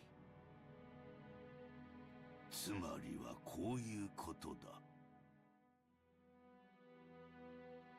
ベアトリーチェの碑文の謎を解いた者には、私が築き上げてきた全てを与えよう。富、名誉、黄金、そして後宮家の家督。私が築き上げてきた全てだ。その謎に挑む資格があるのは何も私の息子たちだけとは限らぬ。たとえお前であっても、その謎を解けたなら全てを得る資格があるのだ。はい。 Now I'm just super curious what the puzzle is. Like, I just want to see it all. ですが、僕にはあのような難しい謎は分かりかねます。無論だ。難解に作った。だがお前も挑め。それが我が魔法の奇跡を呼ぶ糧となる。誰もが挑み、誰にも至れなかったら、その時はその時。だが奇跡が集い、魔法の力が生まれたなら、その時こそベアトリーチェが蘇るのだ。だからお前も挑め。誰もが挑め。そして我が魔法に力を捧げるのだ。わかるな？はい。努力します。 For a long while, Kinzo repeatedly muttered to himself, agitated and clutching at his head. Ken stayed where he was, alert and unmoving, until he was given the next order from his master. Kinzo eventually realized this. もうよい、下がれ。酒棚に菓子の袋があろう。ダチンに持っていくがよい。 He's still a little nice. He's still nice. 結構です。僕は家具ですから。 Alright. 家具は菓子など食わぬか。道理だが。ならばもう下がれ。はい。失礼いたします。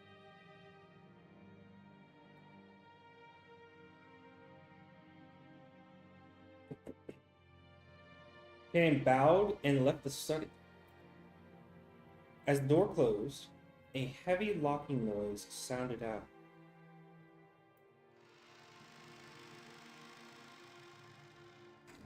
New segment?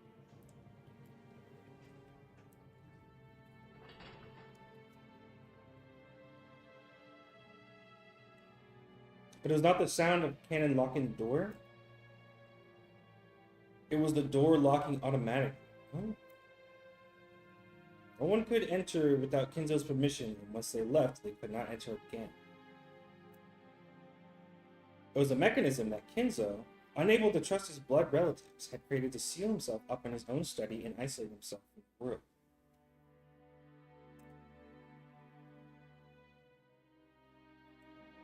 He was already unable to trust anyone excepting not the children who shared his blood, but those servants who called themselves furniture.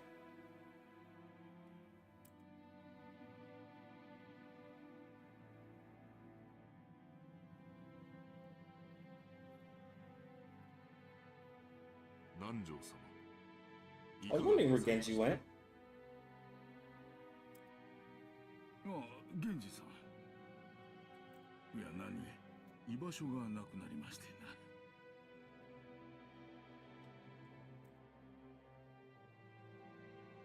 な。With a bitter laugh, Nanjo turned to face the door to the parlor. That look was apparently enough to tell Genji what Nanjo wanted to say. For the most part, Genji also understood the family situation. Must have made him want to frown, knowing that right now in the lounge, the master he served was being discussed so disrespectfully. Would have been very difficult to gather that from his indifferent expression. しかし、私には分かりませんな。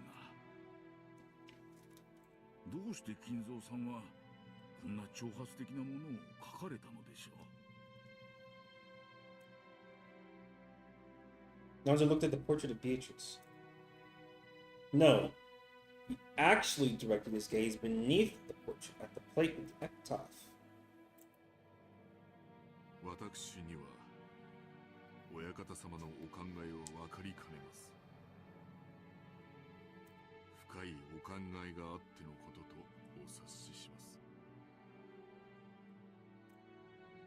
金蔵さんのチェスは昔から随分と遠大な読みで布石を打たれるものでした。いや、時には理解できない一手さえ。私ごとき凡庸では何を目論まれているのか皆目見当もつきませんな。私はこれを親方様の何かの遺言状ではないかと考えています。 It kind of is. それを理解できた者に財産や家督をお譲りになられようということなのでしょう。つまり私のようなよそ者に解かれてしまう前に。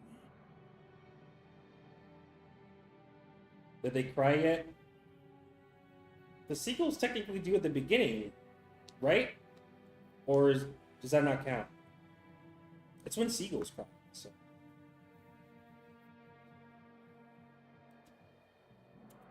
兄弟4人で協力し合って謎を解け。金蔵さんは息子さんたちのことを口悪く罵ってはいますが、なんとか兄弟が仲を取り戻してほしいと願われているのかもしれません。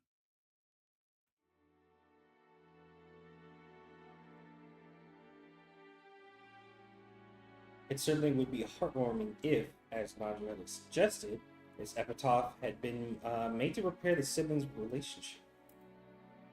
However, both Nanjo and Genji knew that nothing could be more impossible. Yeah. Now they are going through it right now. They'd known Kinzo longer than anyone. Kinzo trusted them more than his own relatives. But even they could not guess his true motives. 親方様は一族のものでなくとも謎に挑む資格があると常々おっしゃっています。南條先生はいかがですか。いやいや、この老いぼれには少々難解が過ぎますな。実は以前この碑文を手帳に記しましてな。夜な夜な寝る前に挑んでみたのですが実に難しい。お迎えが来るまでの間ゆっくり楽しむことができそうです。源氏さんこそいかがですかな。私めは親方様にお仕えする家具に過ぎません。 That's better than one. 黄金も財産も私には不要なも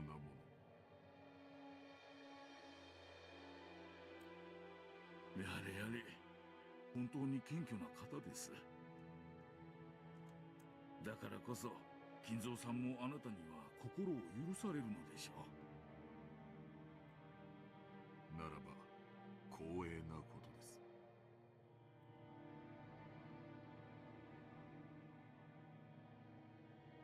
As Danzo lightly laughed in response, he once again looked at the epitaph. 懐かしき故郷を貫く鮎の川。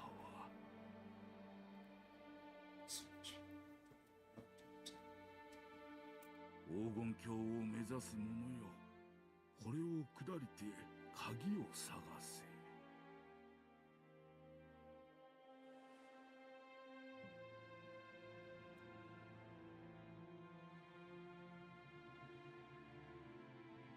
The epitaph on the portrait called My Beloved Witch Beatrice goes as follows. Behold the sweet fish river running through my beloved hometown. You who seek the golden land, follow its path downstream in search of the key. As you travel down it, you see a village. In that village, look for the shore the two will tell you.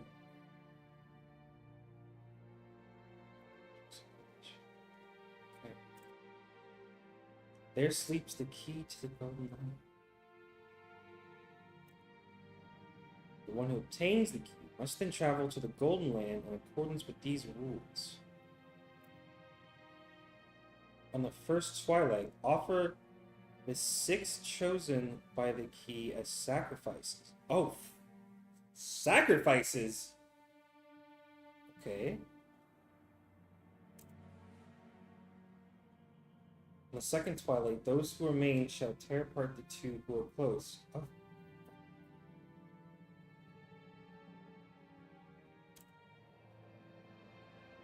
On the third twilight, those who remain shall praise my noble name. On the fourth twilight, gouge the head and kill. I thought nobody dies. Well, maybe it's still not about people. It might not be about people. On the fifth twilight, gouge the chest and kill. Okay, gouge the chest. On the sixth twilight, gouge the stomach and kill. On the seventh twilight, gouge the knee and kill. On the eighth twilight, gouge the leg and kill. On the ninth twilight, the witch shall revive, and none shall be left alive. What the fuck does this mean?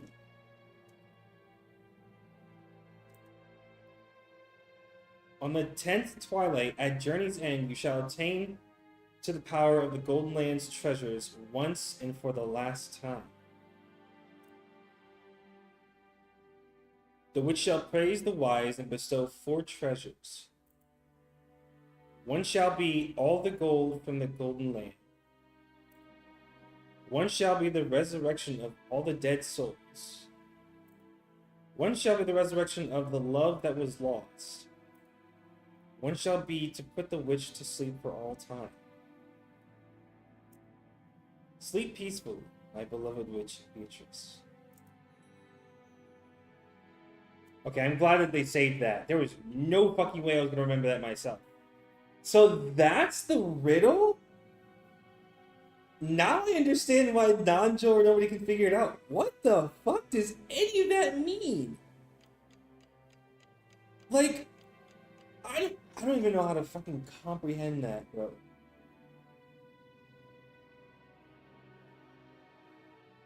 Find the river that flows in the hometown.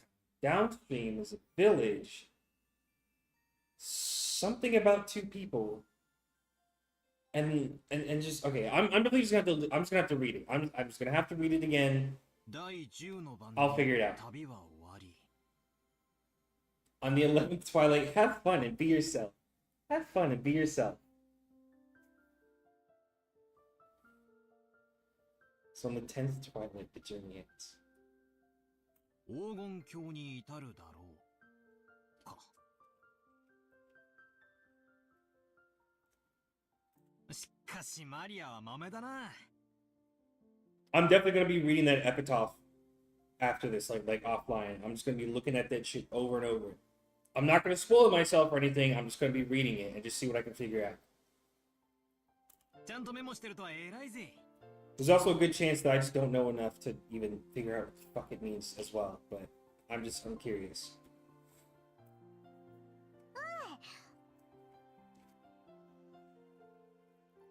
マリアは忘れっぽいからちゃんと書く。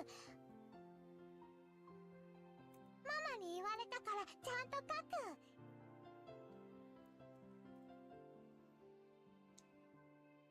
There was a notebook inside the handbag Maria was always carrying around. And Beatrice's epitaph was copied onto it. Thanks to that, all able to challenge the puzzle of the epitaph walking down this beach. Jessica and the rest had already tried to solve it several times, and had already gotten bored with it. However, since this was a first for me, I was so excited that I couldn't stop. It really tickled my sense of adventure. まず1行目。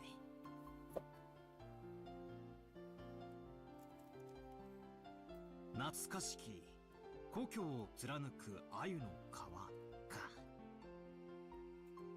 じい様の故郷ってどこだっけ？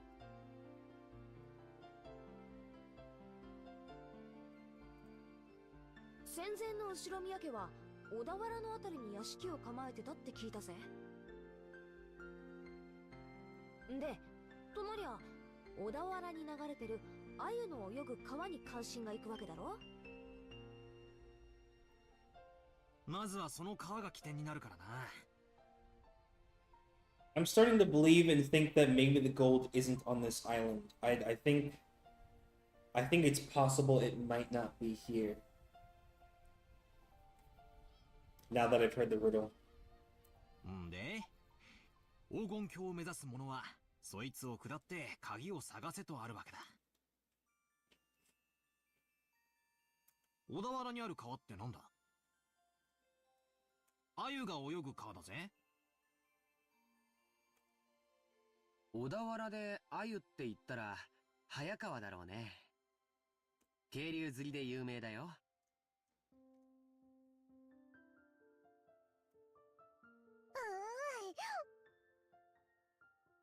マリア魚嫌い。マリアももう少し大きくなったらわかるぜ。鮎の塩焼きをベロベロベロってな。うまいぜ。God, they're usually so weird, bro. さっき飯食ったばっかりだってのに、もう腹が減ってきちまうぜ。ビスケットでもお持ちしましょうか？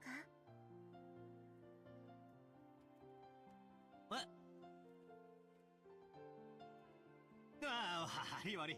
そんなつもりで言ったんじゃないぜ。気にすんな。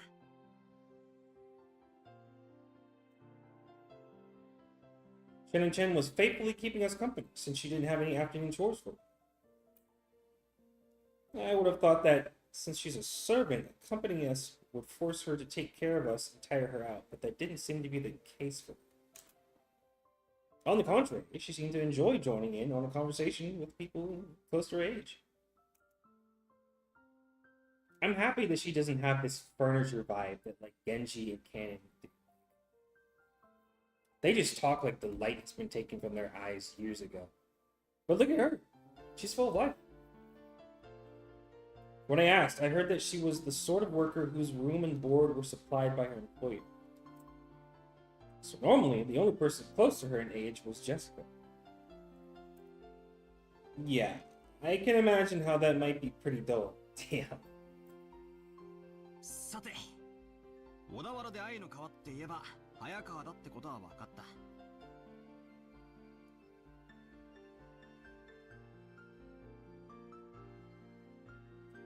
Dude, Legos, if we join our PF, we would be full. If it's still up and available in like, I don't know, an hour or so from now, sure. Because I already was gonna hop in like after stream, but I just don't know when it's gonna end. I'm locked in. となりゃ下るしかねえよな。 Yeah, dude, it's Umineko Day. We're locked in.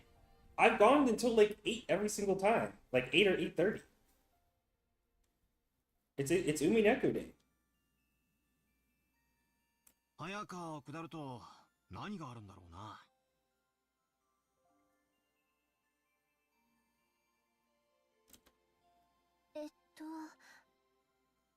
下流に出て海に出ると思います。そうさ、河口部に出る。そして碑文の3行目には、川を下ればやがて里ありとあるな。ちなみにそういう河口部は大抵大昔から輸送の要衝になってて大きな都市があるもんさ。ここが次のチェックポイントだな。 The next line of it says, once you get to the village, it said something about like the two will show you where the key is, or it was like something along those lines, right? I think. I have to double check. なかなかいい筋だね。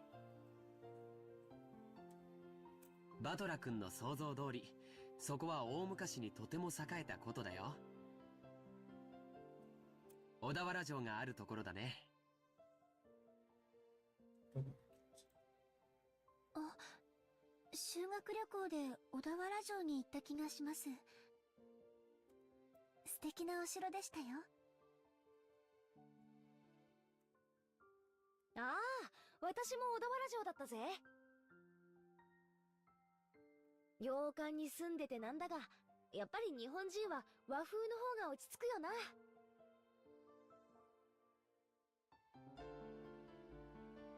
おお、マリアお城退屈。 How could you find castles are boring?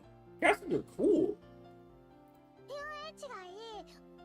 I don't think she's a kid, so you know, just wants fun and whimsy. That's fine. She'll understand. そうかそうか、よしよし。黄金を見つけたらこのバトラ様が気前よく遊園地を一日借り切って遊ばせてやるぜ。しかし小田原城とはな。小田原城の隠し黄金。お？ Also, how are they gonna get there? Like they got here by boat and it took like a while. So like, I don't think this is something that they can do like anytime soon, right? こりゃなんだかいかにもって感じだよな。まあ、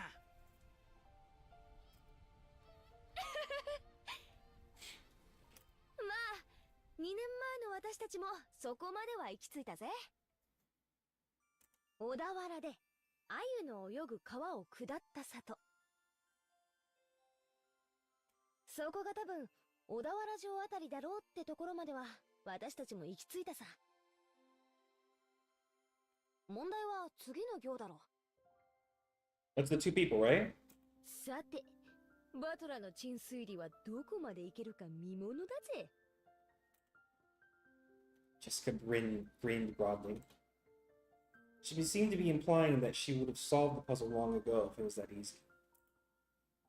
Damn it. I'll definitely find it and keep it all for myself. 4行目。その里にて二人が口にし岸を探れ。 For the show, the two people would tell. What two people? 二人ってのが何のことかわからねえが、とにかく岸だな。で、岸ってなんだよ。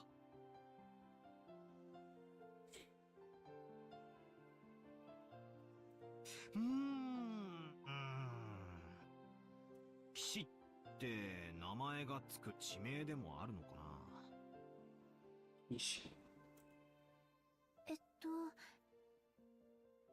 蘇我騎士という地名が小田原にあるんだそうですよ。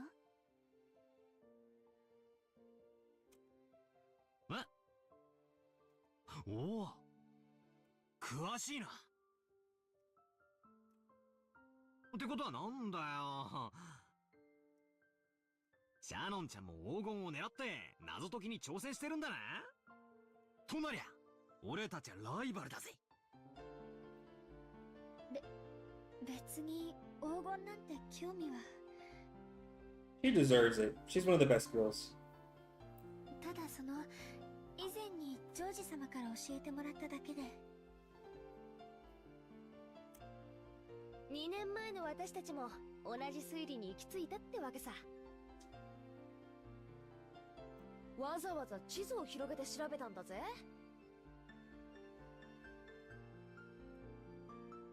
小田原城の北に5キロくらいだったかな。そこには確かに蘇我騎士という地名があるよ。でもそこからがわからないんだ。次の5行目にはその土地のどこに鍵があるかは記してない。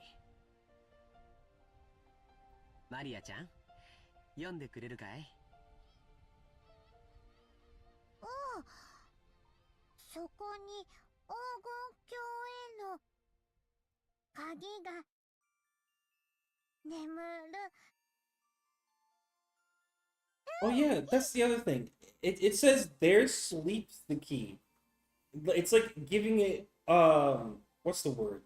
Like personification of an existence that it's a thing. Like not just a key thing, but kind of like just like an existing being. There sleeps the key. I think that phrasing is important. I mean, it can't be just a normal traditional key.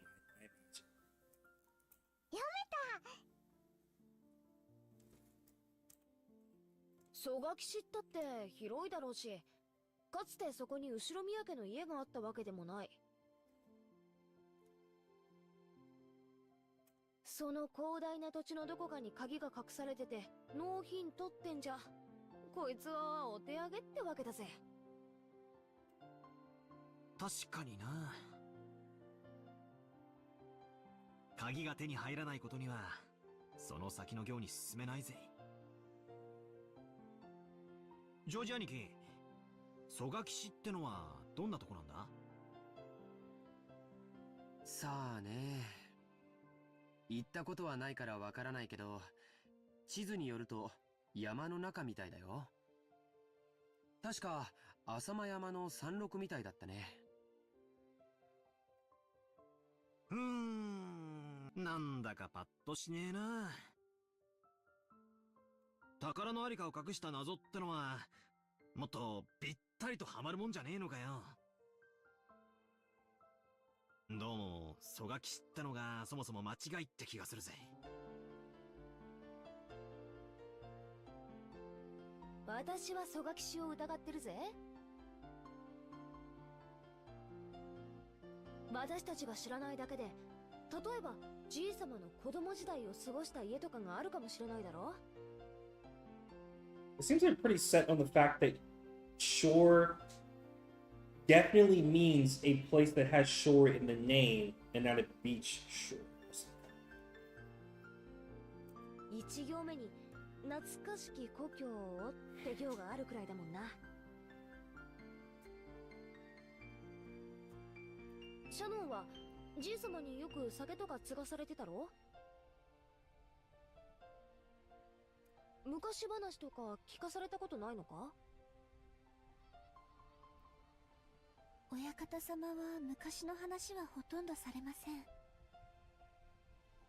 ただ後宮家が滅びかけた関東大震災について非常に人事のように話されることがありましたので、関東地方よりずっと遠方にお住まいだったかもしれません。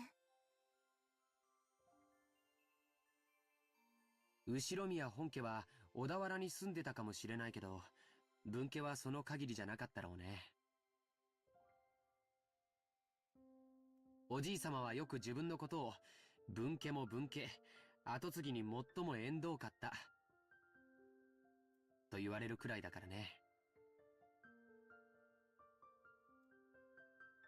ってことはつまり、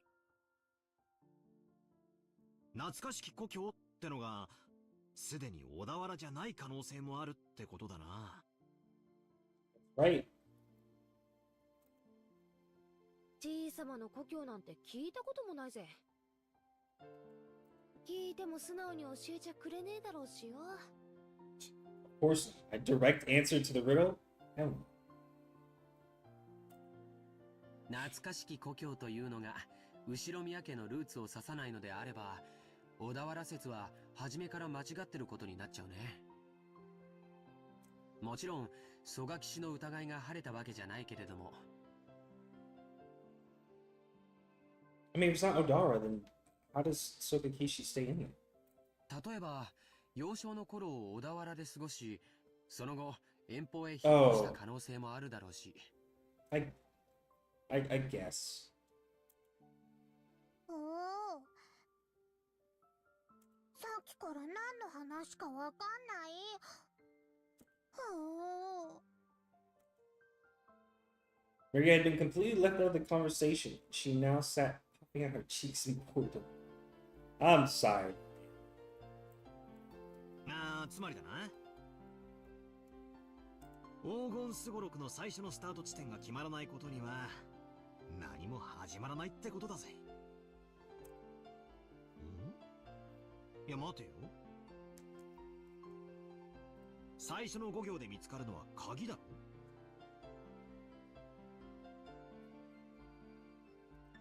鍵なんてなくても扉はぶち壊して入ることだってできるはずだぜ。とりあえず最初の5行をすっ飛ばしてその先の推理に入ってもいいんじゃねえか。 I gotta hand it to him. I feel like he kind of has a point. It depends on what the actual entrance to the Golden Land is like. Because I'm imagining it's one, not a traditional key that they're looking for, so probably two, not a traditional door or gateway either. They could literally have to find a fucking portal to the fucking Narnia or where the Golden Land actually is. They wouldn't even know. おお。その発想はなかったぜ。まあいいや、どうせ暇つぶしなんだ。続きを聞かせろよ、バトラの推理。でも、その先からは急に物騒になるんですよね。It does. What was the order? Kill the head, chest, stomach, head, chest, stomach. What was it? And then I think it's like knee and something else. I think is what it was. I can't remember. Shannon Chen frowned slightly. After looking back at Maria's notebook to recall what was written there. Oh wait, no, the gouging comes later. First, it's the sacrifices. It's like the sacrifices first. Then two people tearing each other apart. I see what she's talking about. Now that does get done. Yeah, I was forced to agree. 第一の番に鍵の選びし6人を生贄に捧げようか。Now it doesn't say 6 people. It just offers the 6 chosen by the key. I want to believe it's not people. いきなり物騒になるな。第二の番には寄り添う2人を引き裂けときたもんだ。恋仲を破談させるのか、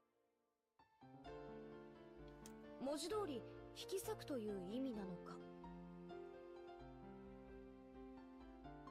わかりかねるけど、どっちにせよ気持ちの悪い話だぜ。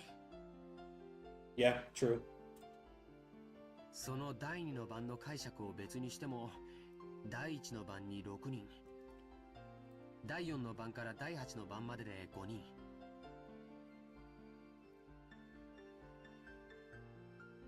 少なく見積もっても11人が生贄にされなきゃならない。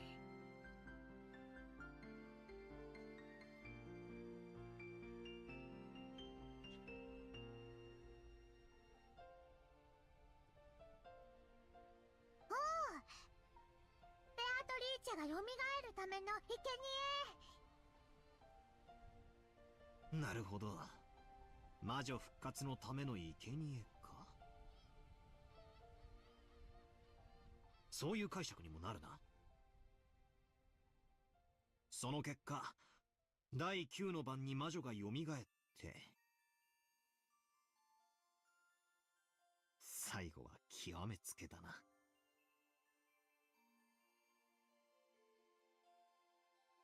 第9の晩に魔女は蘇り、誰も生き残れはしない。結局はみんな死んでしまいます。 Okay, but like somebody's got to be there to redeem the four treasures, though. It's like not everybody. I don't know what it means. It literally says none will be left alive, but if that's true, then what's the point of going through any of it at all? Someone's got to claim the treasure, the golden one. それでようやく次の第10の番にゴールってことになってんな。みんな死んじまうのに黄金鏡へ至るだろうって言われても困ったもんだぜ。鍵を手に旅に出た当人も生き残れないに含めるのかどうかは解釈の分かれるところだね。Maybe. しかしよ、最後のところには面白いことが書いてあるぜ。ゴールした後、魔女からもらえる4つの宝の行だよ。一つは全ての黄金。問題は次だ。全ての死者の魂を蘇らせるとあるぜ。みんな死んじまったっていうのとかけてるような気がしねえか。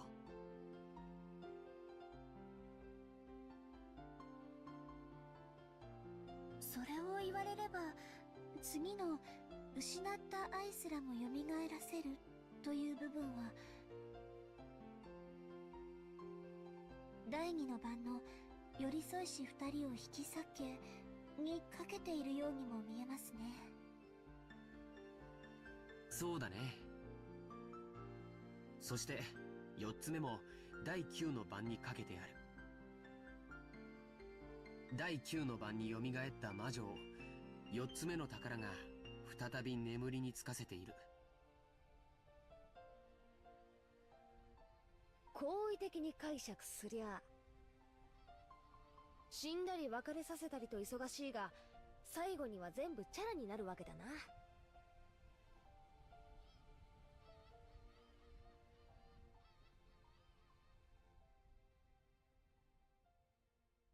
目覚めた魔女も再び眠るし、手元にはたっぷりの黄金だけが残るって寸法だぜ。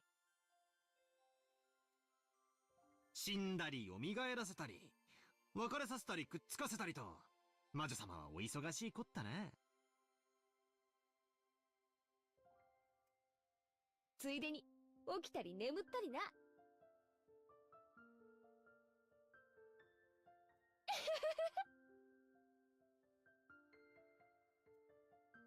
やれやれ。せっかくの隠し黄金の話も魔女の話が絡んじまうと急にうさんくさくなっちまうぜ。違いないな。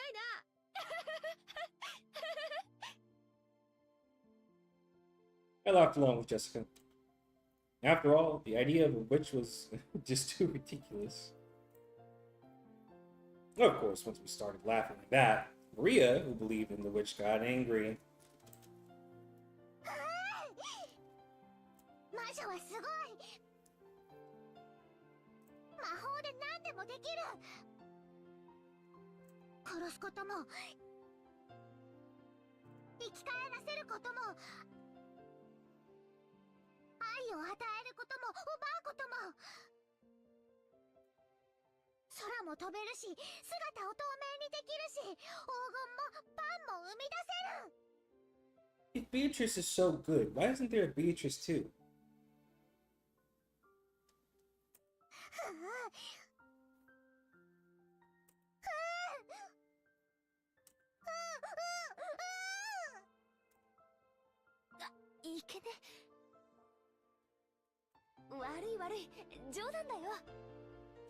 I gotta be careful with her. Jessica apologized, sticking out her tongue, but it didn't make sense. She grabbed her notebook, back out of my hands, and, opening to some other pages, tried to prove that the witch existed. Those pages had colorful drawings of witches in them. And while conveying the fantastical image Maria had of witches, it wasn't the normal sinister image of a crooked-nosed hag flying around on a broom. Dude, what the hell is in it? Oops. But a dreamlike person with unnatural powers who could do anything and wore a beautiful dress. It was what you'd expect from an imaginative young girl. Flitting through the sky, crossing a rainbow, dancing around all night with a teacup and a teapot would never get empty, no matter how much you poured out of it. With a flourish of her staff, skies would become candy and pour down. And flowers that produce sweets would bud by the roadside.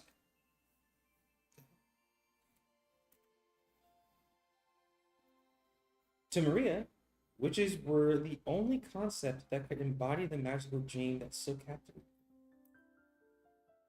As she grew older, it was the last remaining thing that could give richness to her dull and plain everyday life.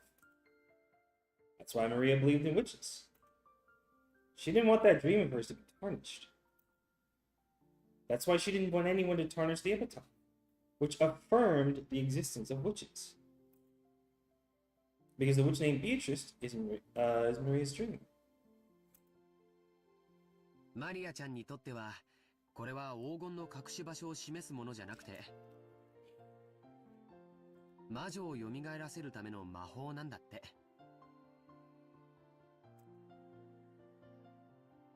So it was the single link between Maria and the witch. Maria was very angry and clung to Georgia. Jessica and I scratched our heads and apologized. It might not be possible to smooth things over again, like the time she got mad in front of the portrait. Maria didn't seem willing to be easily consoled. Like Jessica and I, who hung our heads wondering what to do, Shannon Chan timidly opened her mouth. マリア様、ご存知ですか？ Did you know? 私たち使用人の間では、ベアトリーチ様の怪談が語り継がれているんですよ。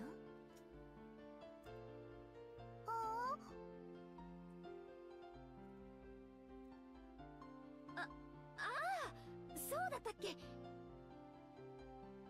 シャドン、聞かせてやれよ。私は知らないんだけど、使用人の間じゃかなり有名な話らしいぜ。何の話だ？階段？うん。僕たちが生まれる前からある話らしいね。母さんにも話を聞かされたことがあるよ。Let's hear it. What's the story? はい。この島にお屋敷が建てられてからずっと語り継がれている話です。当時の使用人たちは、お屋敷には昼と夜で違う主がいるとささやき合っていたそうです。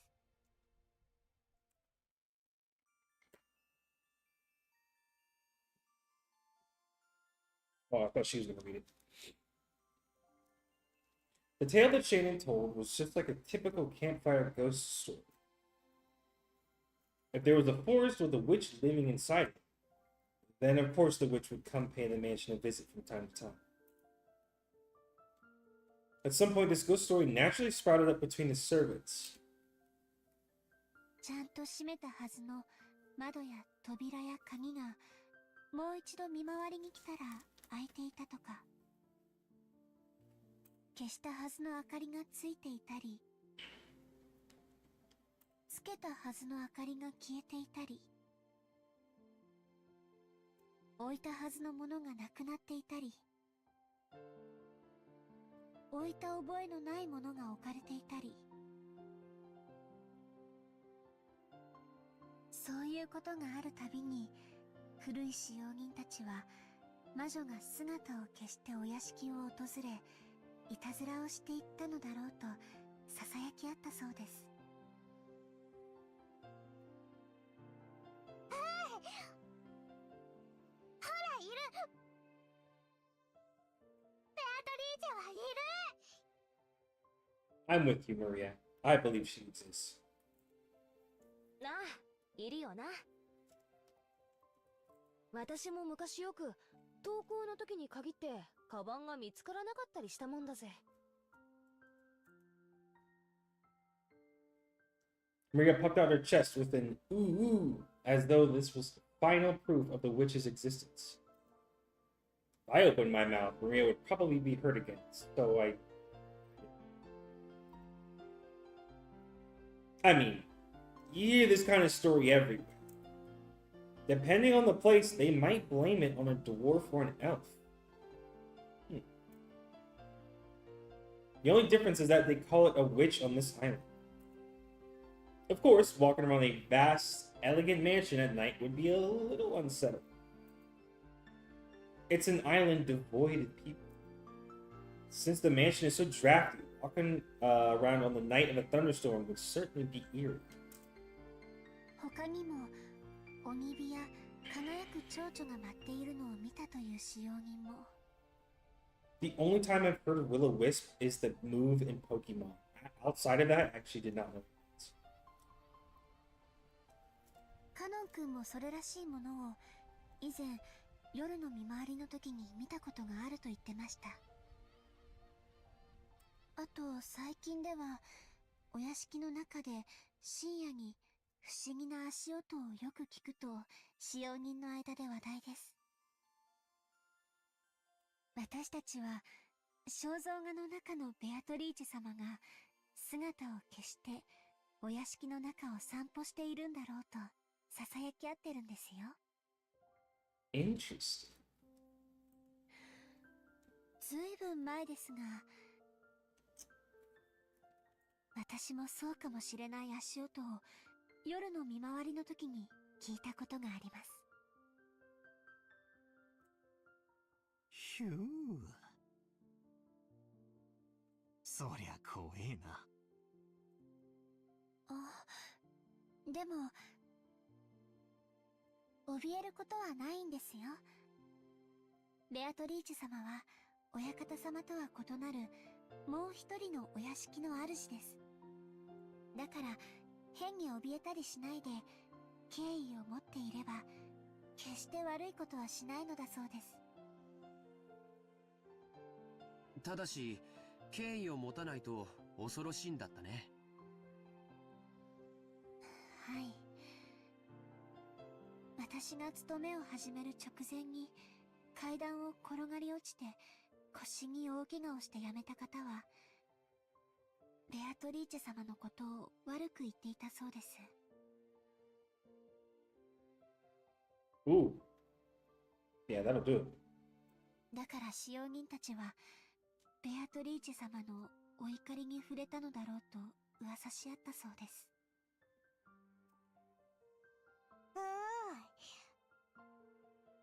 バトラとチェシカきっとお怒りに触れる。Ooh. わあ、悪かったぜ。お怒りに触れちゃたまるねえ。謝るよ、マリア。もちろん魔女様にも謝るぜ。ベアトリーチェ様、ごめんなさい。よそ者のザレ言と思って勘弁してやってください。私も謝るぜ。 That's right. You don't want Beatrice's wrath. ベアトリーチェ様、ごめんなさい。 Beatrice. これで魔女様、私たちを許してくれるかな。わ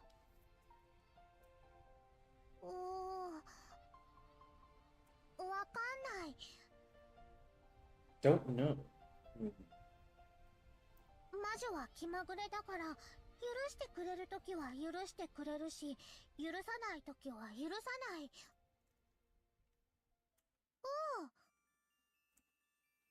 それは困ったね。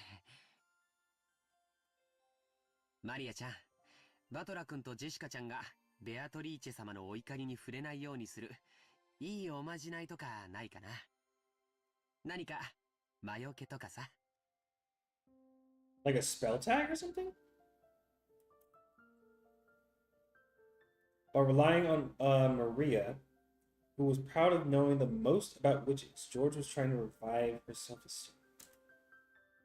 Once again, God admires his ability to calm kids down. After taking a moment to cross her arms and seriously ponder whether there might be a charm that could save us, she started flipping through the pages in her notebook. I just thought it was the scribbled diary. But there also seemed to be quite a few pages that looked like they'd come from a book on black magic. Maria solemnly considered a group of these pages which contained things that looked like magic circles. Apparently, grandfather wasn't the only one with a black magic hobby. What if Maria just, like, randomly has command seals in her notebook? When Maria finally found what she was looking for, she snapped the notebook shut and threw it into her handbag. She then began fishing through that bag's contents. Seemed to be various jumbled up things in there. After a while, she took out various pieces of junk, although they were probably important magical items to Maria, and repeatedly threw them back in, saying they were wrong. It was all a little humorous, just like when Doraemon took out the wrong... What is that circle supposed to be? What is that? Doraemon took out the wrong tool? Finally, she seemed to discover what she was looking for.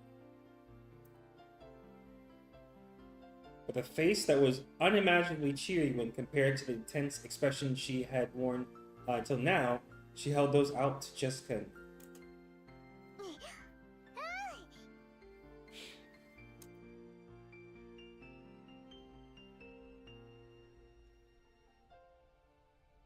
Oh, it's censoring so they don't get in trouble in a silly way? Oh. Oh, literally. Oh, okay. I see what they did there. That's what it was. I grabbed it and saw that it was a very cheap looking charm. It looked like a bracelet made from a plastic rosary with a scorpion themed medal attached. Haven't you ever seen those cheap Zodiac themed accessories? The kind you might win in a crane game at an arcade? It really looks like something like that. There were two of them. Probably one for me and one for Jessica. However, the very fact that there were two of them made me feel even more like cheap manufactured goods, making it pretty hard to think of them as magical items. これを私とバトラに？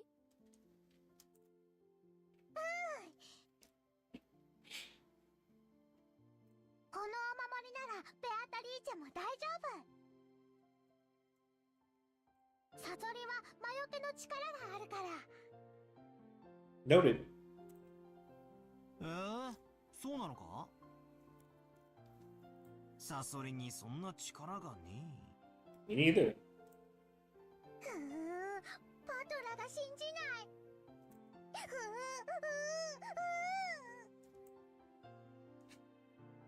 I said too much and angered Maria again.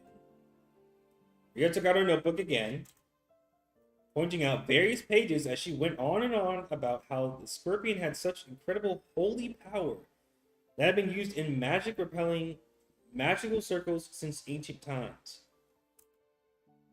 ああ、他の使用人の子から聞いたことがあります。サソリって魔術では魔除けのシンボルとして描かれることもあるんだとか。へえ、そうなのか。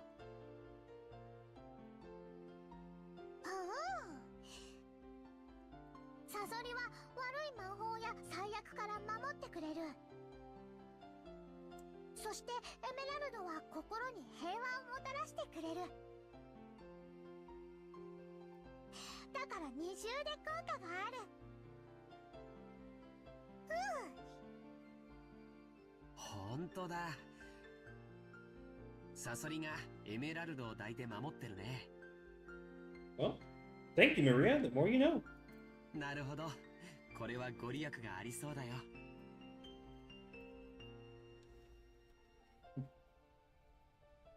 I really wanted to make fun of those worthless-looking charms. But as I watched Maria explaining with all of her heart, I realized that she had found them for our sakes. I started to feel like it might actually work. Even if it was just a prize from some game center. The material quality of the charm didn't matter. What mattered was the strength of her feelings. Even I don't think of myself as the sort of loser who'd laugh at something like that.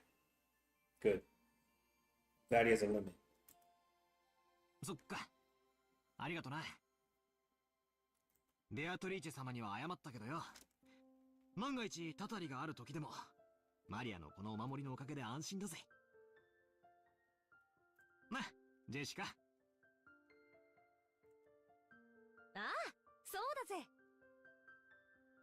ありがとうな、マリア。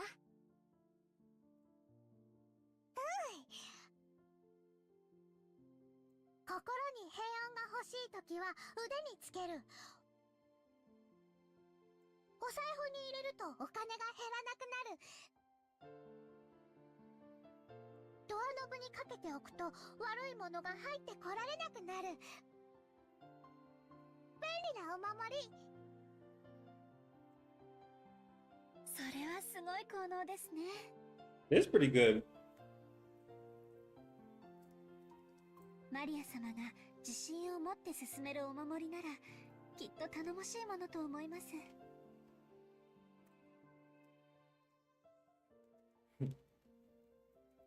Chen clapped her hands together, and Maria stuck out her chest. She was totally in a good mood again. It's probably best if we let her lead the conversation a bit longer, if it'll keep her in such a good mood. Come to think of it, she looked a bit bored when we were getting excited about the hidden goal, probably because she couldn't keep up. While eating the cookies Kumasawa-san had baked, Jessica and I asked Maria this and that about black magic. Maria happily chatted away in response to our questions. Each time, George, Aniki, and Shannon Chen would act surprised or chime in. The clouds in the sky grew darker and darker, but we cousins really enjoyed communicating freely after a year of separation. It was a little bonding time. That's good. Mm. 今、額にポタって来なかったかい？あ？どうだろうな。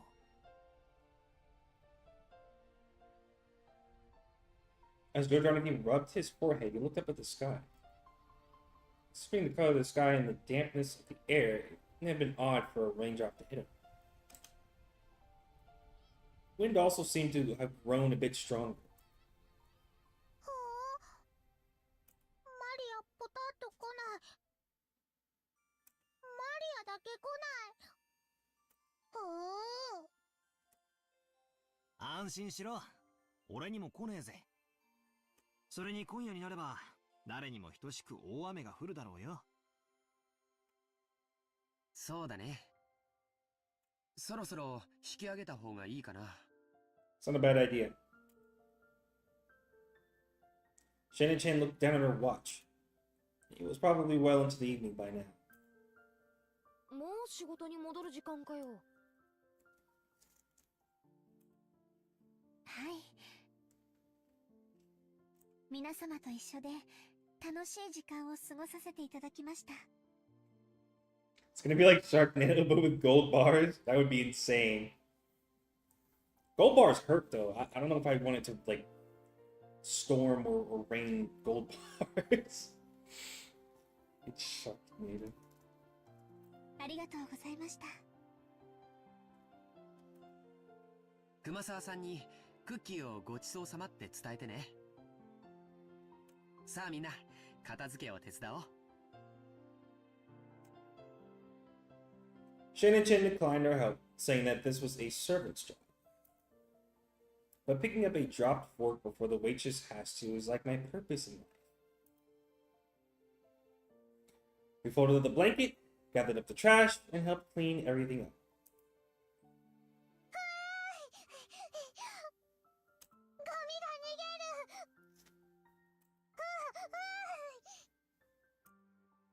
そいつは逃がさないぜ。マリアより先にいただきだ。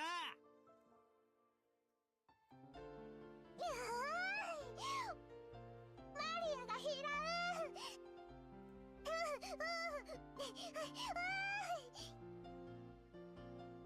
マリア、靴を濡らすなよ。怒られるぜ。Careful! To Maria, chasing after some trash sent flying by the powerful winds was just another game.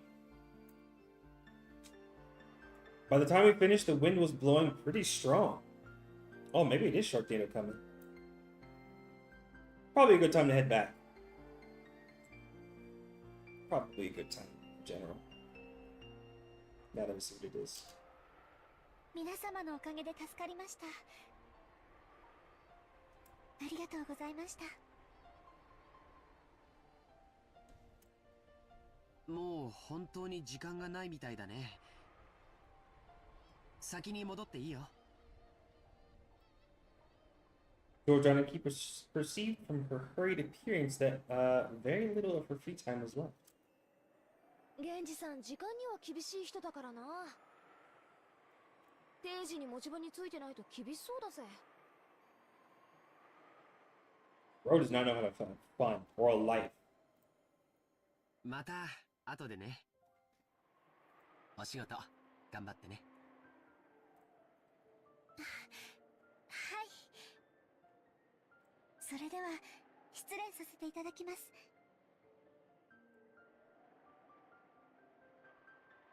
After making a respectful bow, Shannon-chan ran towards the rose garden. ほんじゃ、俺たちもゲストハウスへ戻ろうぜ。テレビでも見てくつろがせてもらうさ。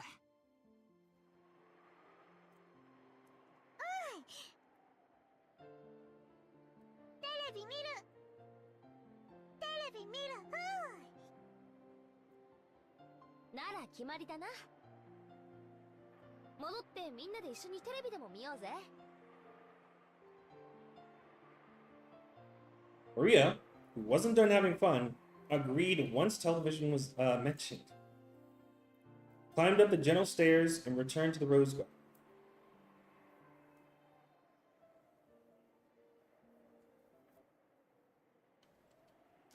Whoa. That scenery changed fast. The wind had grown very strong, and roses shook throughout the garden like ripples on the water. This might be our last chance to see these beautiful roses. I bet tonight's typhoon ruins them. バラ、今夜の風でやられちまうかもしれないな。そうだな。バラたちもラッキーだったと思うぜ。台風の前にバトラたちを歓迎できたんだからよ。花はいつか必ず散る。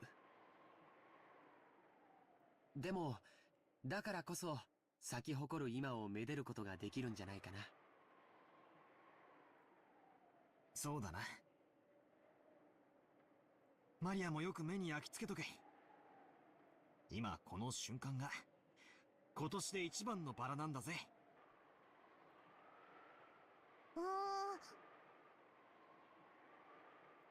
目に焼き付ける。 Right then, Maria suddenly clapped her hands. It looked like she remembered something. マリアのバラ。 Oh, oh. I forgot about that. 台風で飛ばされちゃう。ああ、ジョージの兄貴に目印のリボンをつけてもらった。あの元気のないバラか。 Maria apparently remembered where the rose was.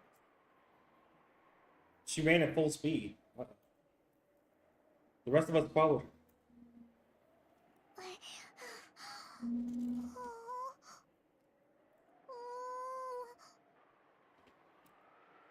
あれはどこだったっけな。確かこの辺だったと思ったぜ。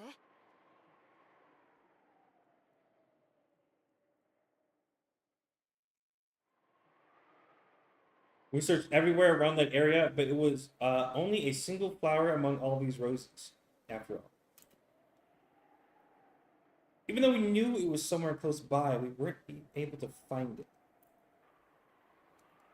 The winds making up the typhoon's front lines made roses throughout the garden undulate. It was almost like it was teasing us by making the location of Maria's rose impossible to find. ここじゃなかったかな。少し手分けをして探してみようか。そうだな。人海戦術で行こうぜ。 I don't know if I like this. They're looking for this rose when like a typhoon is coming and starting up. I don't know why I get the feeling like something bad is gonna happen by them staying out here. I'm a little worried. なんだよ、マリア。 As we made up the split up and search, Maria tugged at my jacket with an unhappy face. You could tell that she didn't want us to leave that spot. なんだよ、どうした？ マリ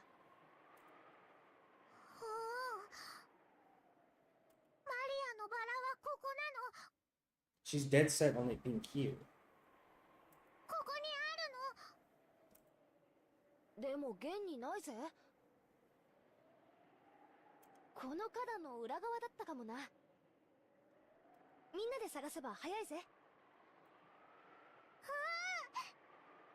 ここなの。マリアのバラはここなの。探して。 Okay, okay. 探して。 Damn! Maria stomped her feet in irritation. Apparently so. She pointed at that spot and said it was definitely there, but in actuality, it wasn't. So then who's right? Which one is it?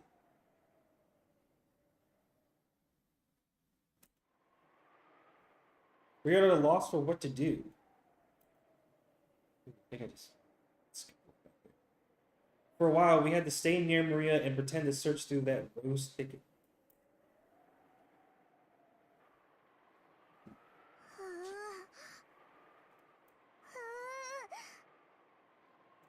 ない。 Did it already get blown away by the wind? I mean, it's possible.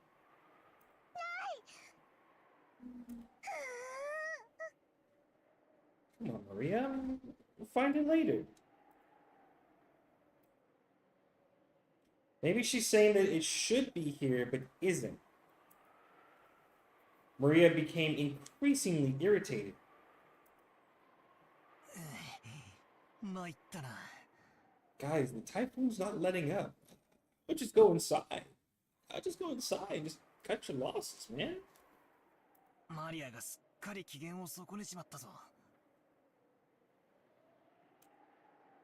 マリアはたまにすごくどうでもいいことを気にし始めちゃうんだよ。それがどうにかなるときはいいんだけど。ないものは探せないしね。困ったな。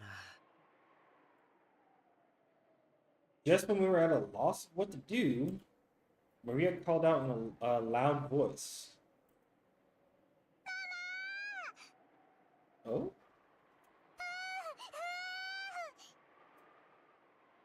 We could see Aunt Rosa in the direction Maria was waving her hand. Oh, hey. Maybe she wanted to look at the garden one more time before the typhoon came. Or maybe she had some business at the guest house. Aunt Rosa was coming from the mansion. She quickly noticed her daughter's voice and came over. Oh, I guess the adult convo was over. あらあら、どうしたのみんな。何か探し物なの？探して。ママもマリアのバラを探して。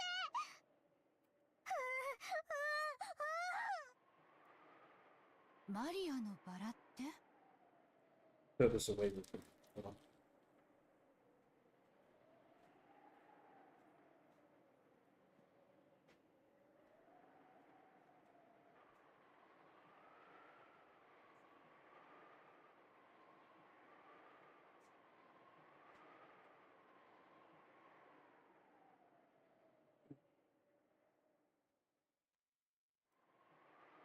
この辺に元気のないバラを一つ見つけて、それに目印をつけたんです。飴玉かなんかの包み紙でキュッと。しかしマリア、確か俺の記憶が正しけりゃすぐ手前の目立つところに生えてたはずだぜ。足が生えてどこかに行っちまったんじゃなきゃ他の場所だったと思うぜ。マリアの記憶違いじゃないのか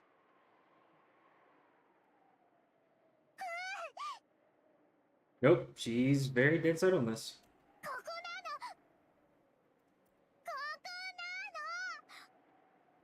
What are they gonna eventually do? I mean, they just clearly don't see it. Like it's not here.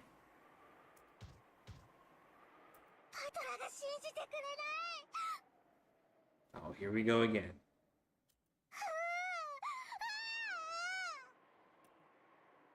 そのうー言うのをやめなさいって何度言ったらわかるの？ママも探してあげるから静かにしなさい。I'd never seen Aunt Rosa be anything other than kind and gentle, so her anger surprised me a bit. Listen, he doesn't know what she just went through. He wasn't there. He wasn't there, so he doesn't know. Aunt Rosa began searching as well, so we went along with her for the time being, but we were already more than sure that it wasn't around here. So it didn't take long for Aunt Rosa to realize that too. ここにはそのバラはないわよ。他の場所の間違いじゃない。これだけたくさんのバラがあるんだから。Uh-oh. 違うの。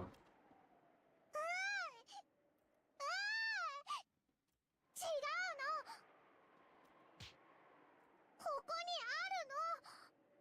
あるの。 Maria, come on. ママも信じてくれない。 Maybe they'll find it later.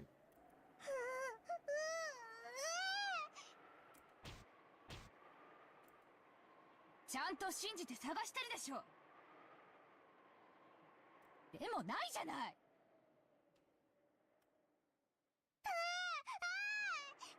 Just throwing a fit. でもここなの。ここにあるのにない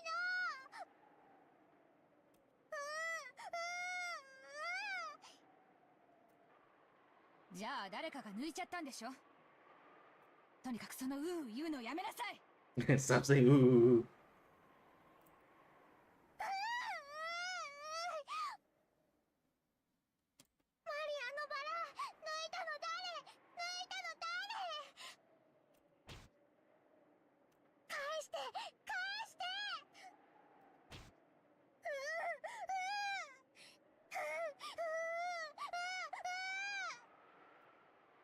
そんなの知らないわよ。Hey. Maria, maybe we should just let it go. I don't like where this is going. I don't like where this is going. やめなさい。そのうう言うのやめなさい。 She sounds violent. Like, this is not a normal Rosa.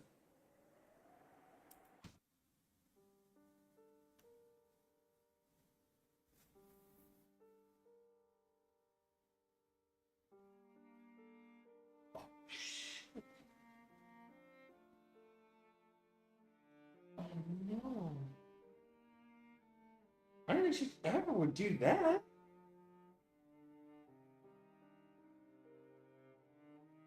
Damn.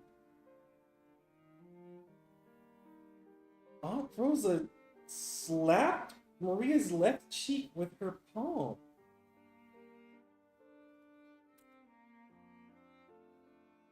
In that instant, Maria was shocked into silence. Of course, it was only for an instant. Yeah, dog. Oh, man. I knew something bad was gonna happen, but I didn't think she'd do that. When Maria realized that her wish was being rejected, she started yelling even louder.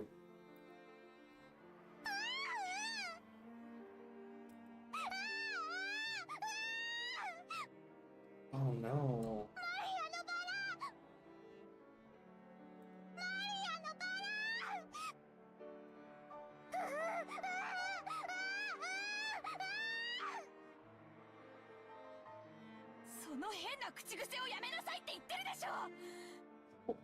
Just stop. Oh.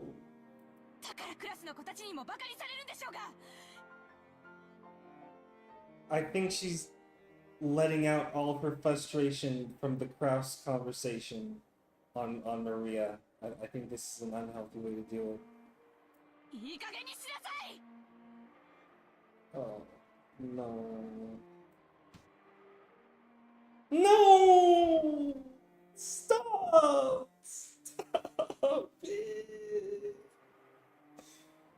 Once again, her palm slapped Maria's cheek.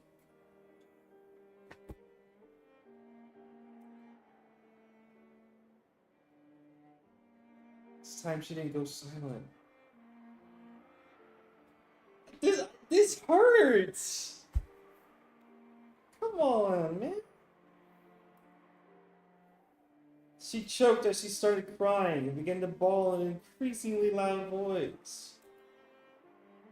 Aunt Rosa was clearly irritated and lifted her hand. No, no, no, no, no! Once more to try and show her daughter. Stop it. No. Don't! Please don't do it again. Please, please, please don't do it again. ローザおばさん。 Stop her. まあまあ、その小さい子供のことですし、そんなマジになんなくても。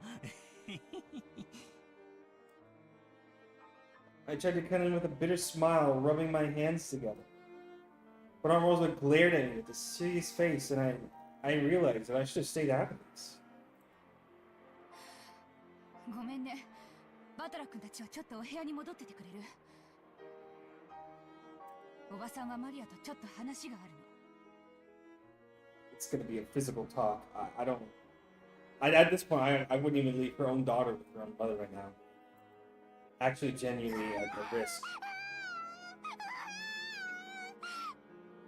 誰もマリアのバラを信じてくれない。ここにあったのに。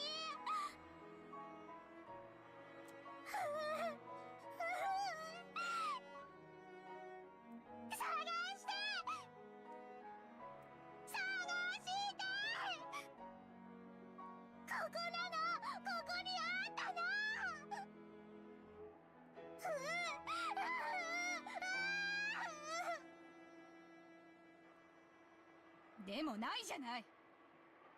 なら他の場所の勘違いでしょ。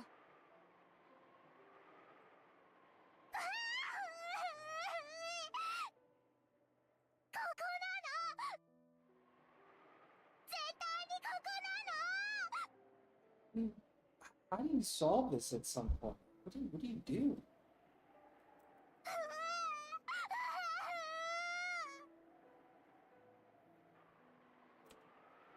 じゃあなくなっちゃったのよ。諦めなさい。どうしてマリアのバラがなくなっちゃうの？どうして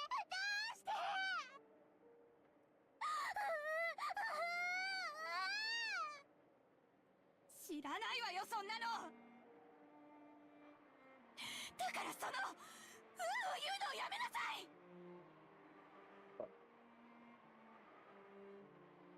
It's alright, Rosa. It's alright. Rosa was just 11, surely, when she dials it back down to 1, she'll have a better solution. Yeah, you know what? Yeah, I believe that. I definitely believe that. It's just... Now, I think it's just now's not a bad time, because she's just coming off the heat from, like, literally the crowd's conversation, so... I'm pretty sure she's just, like, frustrated and just upset at that. But just... Still, to take it out like this is just... It's just not the right response. I have faith, though, that she'll dial it back down and kind of realize how that went. No! Stop! Stop! Did she fall? Is that what just happened?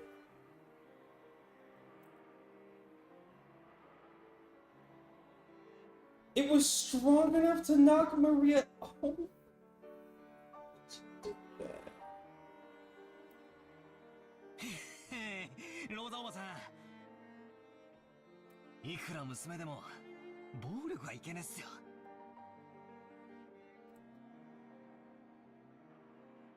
I stepped between them to protect Maria, who was still on the ground, crying, ooh, ooh. I knew that as an outsider. Problems between parent and child were none of my business. I get that, but I couldn't stand there and watch that either. No right or sane person wouldn't be able to. What he's doing is a normal reaction. Somebody's got to do something.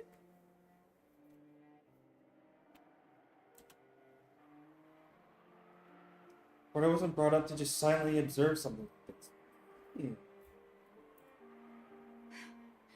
バトラ君は変に思わないの？あなたの学校にううなってる女の子なんている？いや、まあさすがに高校には。でも小学生ならそういう言うのも可愛いじゃないですか。 Yeah, some streamers are like, Maria is so annoying, she deserves it.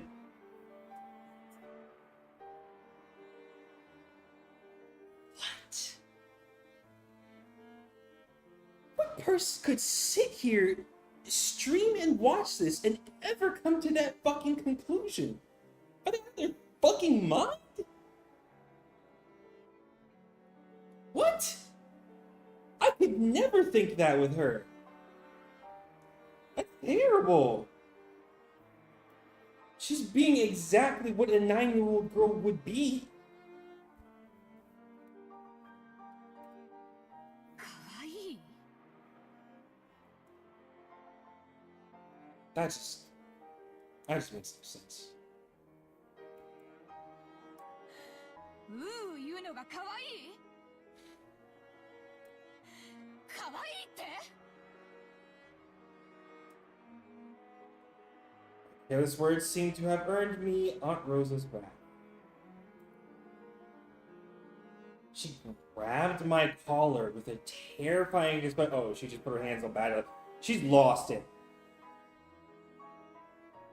She's lost it.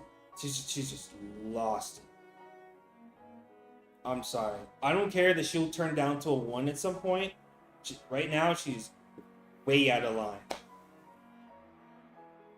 Battler should rock her in the jaw. Yes. Actually, I do agree with that. Normally, I would think that Rosa, as like the youngest sibling, and she gets it enough, right? Right? I was on her team. I was on her side for the longest time, right? Like, okay, like obviously not just literally rock her jaw, but I think that like just being a wall in between the two, or I don't know, just like a light, like kind of like, you know, pushback or something might be in order. Violence doesn't solve violence. I know when I get that much. But I understand the emotion and the feeling. I get what you're saying. But this is just sad. I thought Rosa was cool. I literally thought she was cool until this like this entire time. But this is not cool. This ain't it. バカ言ってんじゃないわよ。マリアがいくつか知ってる？ 9歳よ。 She's a kid! She's literally a kid! Ryukishi 07 was also a social worker before he wrote visual novels, so unfortunately a lot of this comes from lived experience. Oh, that's even sadder. Shit. I didn't know that. That hurts to hear. Damn. That just puts this into another perspective.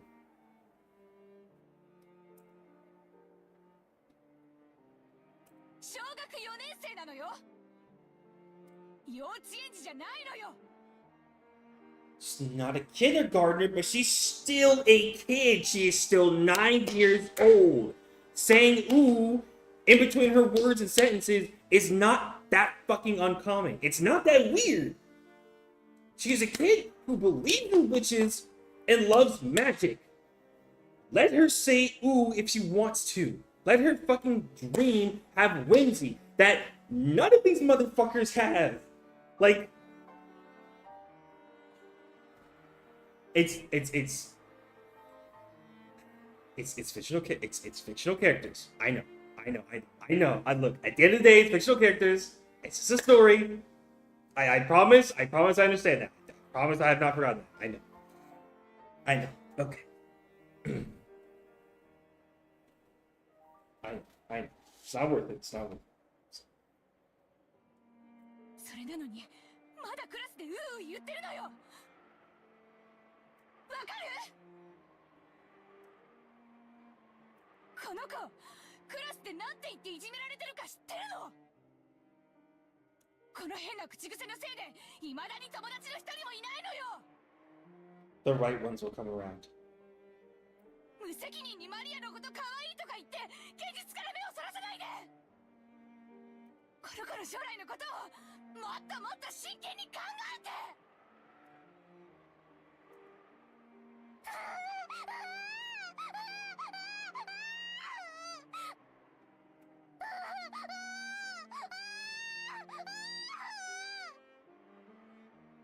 This kind of actually hurts. I'm not gonna lie. It's hurting. It's hurting.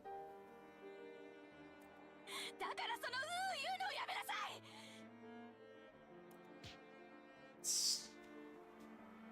やめろって言ってんでしょ。 Oh my fucking god, guys, don't make me go through this. Guys, don't make me go through this. Come on. Oh, this is like. Oh, this kinda hurts. This kinda hurts. Like.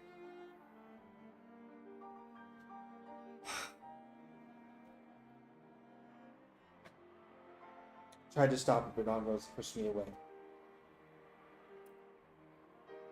My back hit George Army King.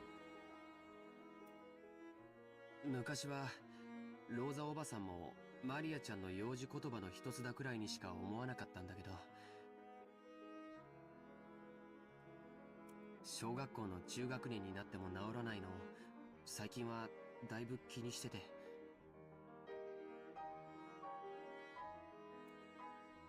別にどういう言葉遣いをしようと関係ねえだろ。そのまま社会人にはなれないよ。だから見ていて気持ちのいい光景ではないけれど、これはおばさんたち親子の問題なんだよ。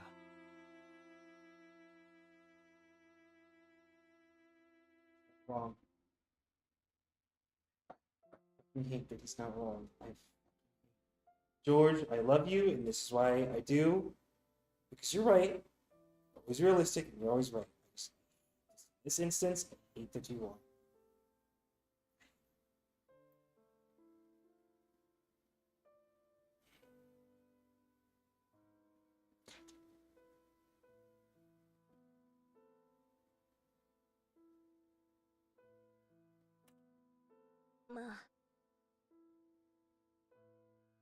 私もこの言葉遣いのせいでよくお袋に怒られるけどよ。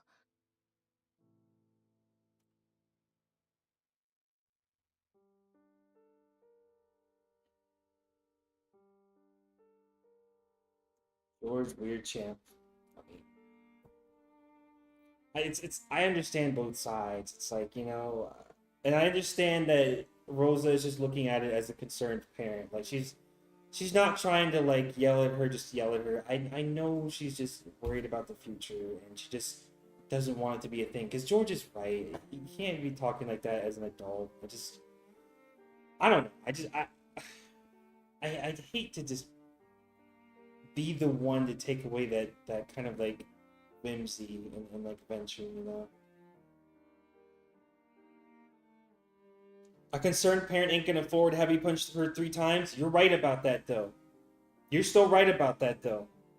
I agree. I say that she's a concerned parent, but I don't agree with how she's handling it. You're right. You're still right though. That's where I like draw the line. When we put it that way, maybe even a scene as painful as this isn't something an outsider like me should butt in on. バトラ君だって小さい頃悪い癖が治らなくて怒られたことがあったんじゃないかい? Brain gets rattled so much, all she can say is ooh. I really I kind of really hate that thought. Like I know Rosa is an abusive parent, and it's not like I know that's not why she's saying it. I'm sure there's some other psychological or just deep-rooted like reason why, but just the thought that that is a thing in some families in some situations, it's just what I hate thinking about. まあ、一つや二つは。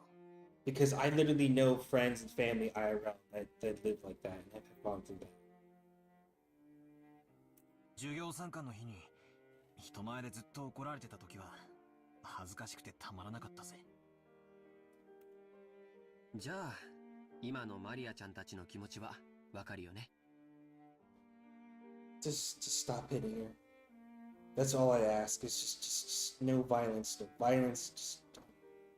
She's already on the ground. Please, for the love of God, don't do it anymore, Rosa. Don't do it. Please don't do it. I really hate that.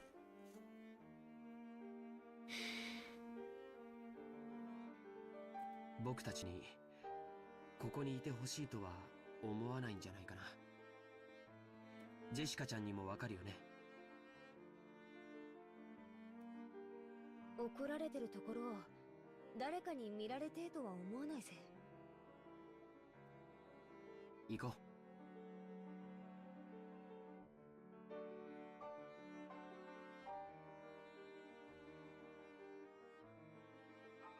ゲストハウスへ戻ろう。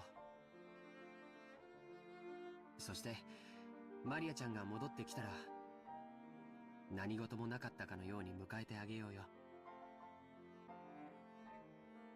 それが一番じゃないかい。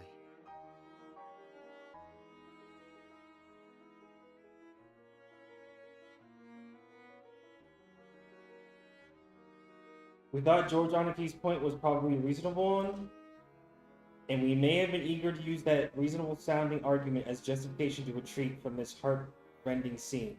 It couldn't be any more true. Jessica and I nodded at George Oniki and all left. Called towards Maria, telling her that we were going to head to the guest house, but she didn't seem to hear it.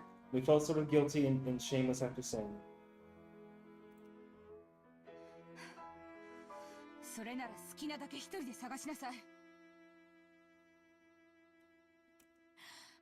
ママは知りません。 Don't say that. Don't say that.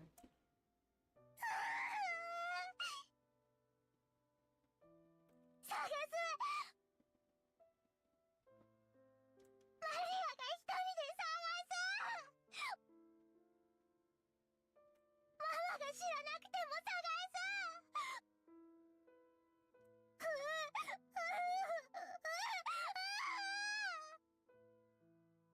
勝手にしなさい。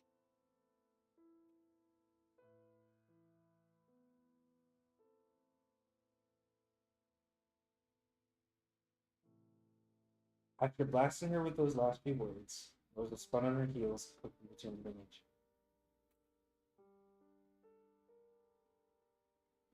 Maria probably viewed that as a cold gesture, but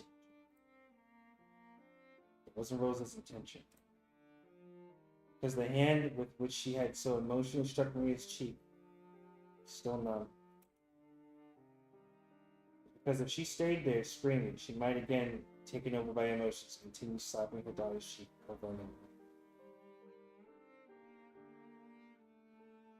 And I don't think I actually could have watched if that had actually pursued. I'm not gonna lie.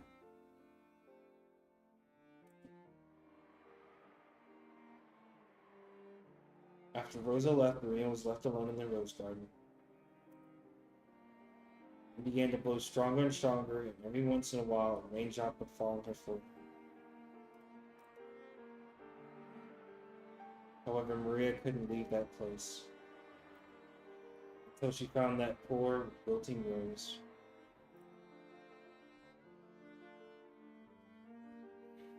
They'd definitely been there. Even so, it wasn't. Even though she knew the place, even though it had been there, it wasn't. Maria bitterly stared at the place it was supposed to be, thought frantically. The angle I'm looking from is wrong. The height I'm looking from is wrong. While gazing at a single point, Maria repeatedly stood up, changed her position, and continued to stare. The wind was getting stronger and stronger. Maria kept on looking for that rose in front of the flower bed.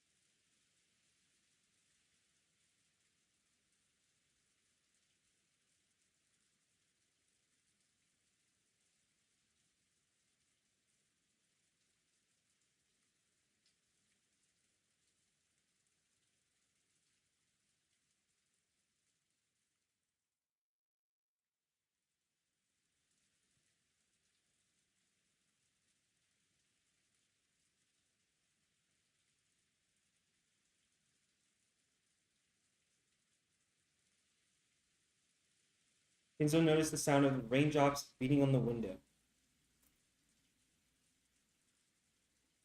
It seemed to be pouring down thickly. It began to rain later than the weather report had predicted. Kenzo approached the window as if being summoned by the sound of the rain. The sound of the rain is the sound of silence. That sound feels quieter than any silence. It makes humans remember that, in the end, they are alone from the moment they're born to the moment they die. 遅かったではないか、ベアトリーチェ。 Those words directed at the rainy sky? There was no one to be seen in the direction of Kenzo's gaze. さあ、始めようではないか。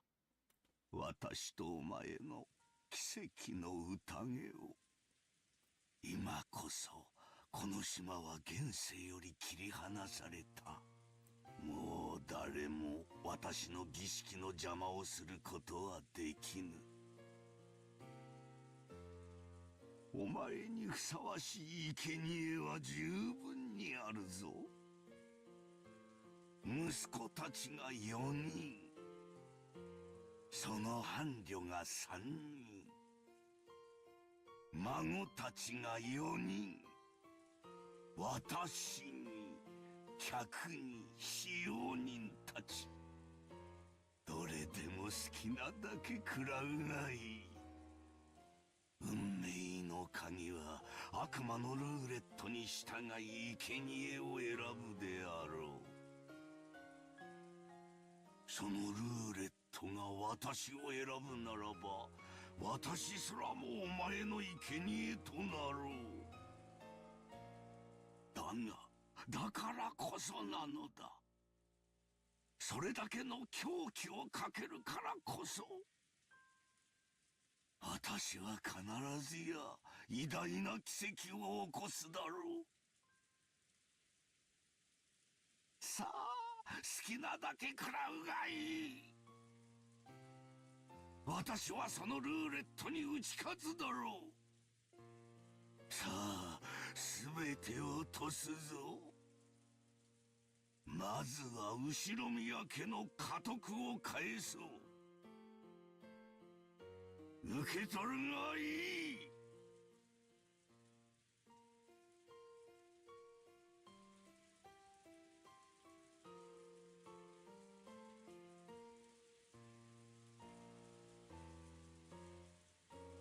Enzo tore the window open, ripped the golden ring off his finger, and forcefully threw it away.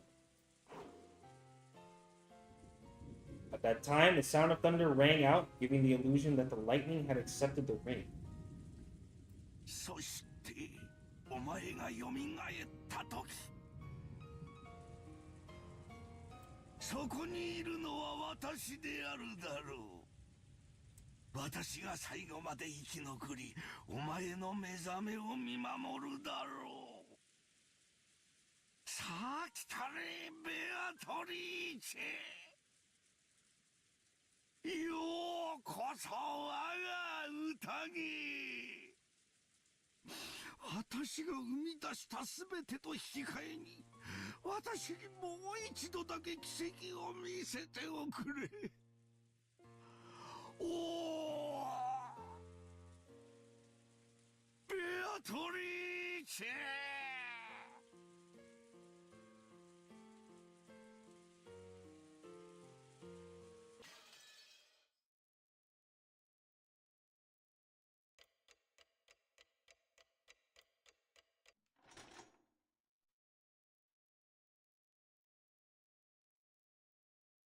Well, um, you know, I think I'm gonna use that spot.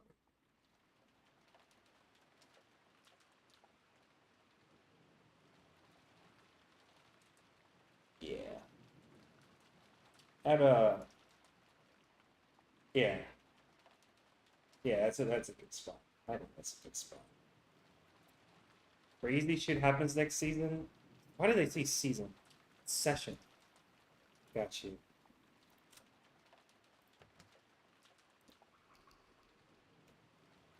I believe it. I could use some crazy shit after today's session, I think.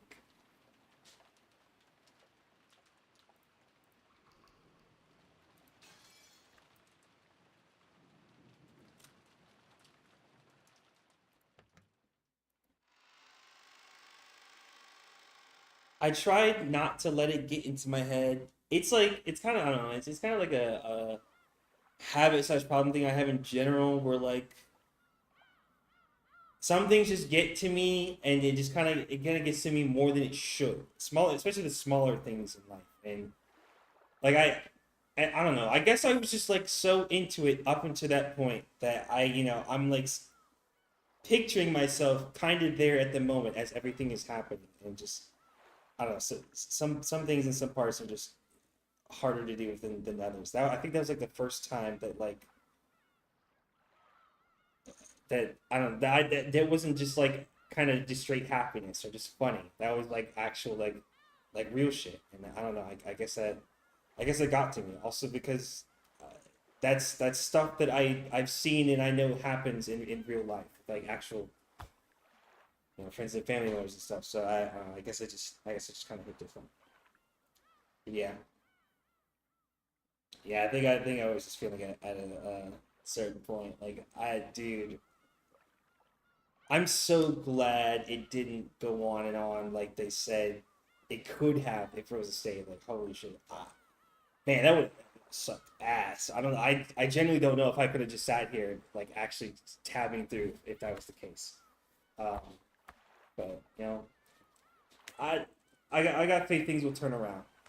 I'm sure they'll turn around. The sign of good writing and being an empathetic person, yeah. I agree. I think so.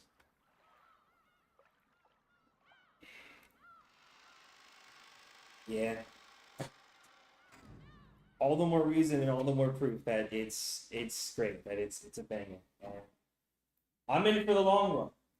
I'm absolutely invested, as you can tell. Super invested. What can I say? But yeah, that's where we're gonna save it for now. Till next Thursday.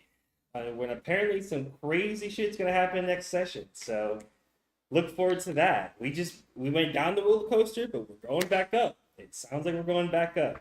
Night's not over. Till then, GG's everyone. Appreciate all y'all coming through. Honestly, it's a great time. It is a great, awesome time every time we're here. So glad y'all are coming through and hanging around. Funny, fun times. Good. Oh, I just saw that. Oh my god. Yo, Bedwars with this sub. Yo, appreciate it. Yeah, I'm a super screws. Hell yeah. Appreciate this sub. That means a lot.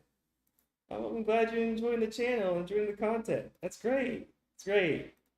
Dude, I genuinely appreciate it.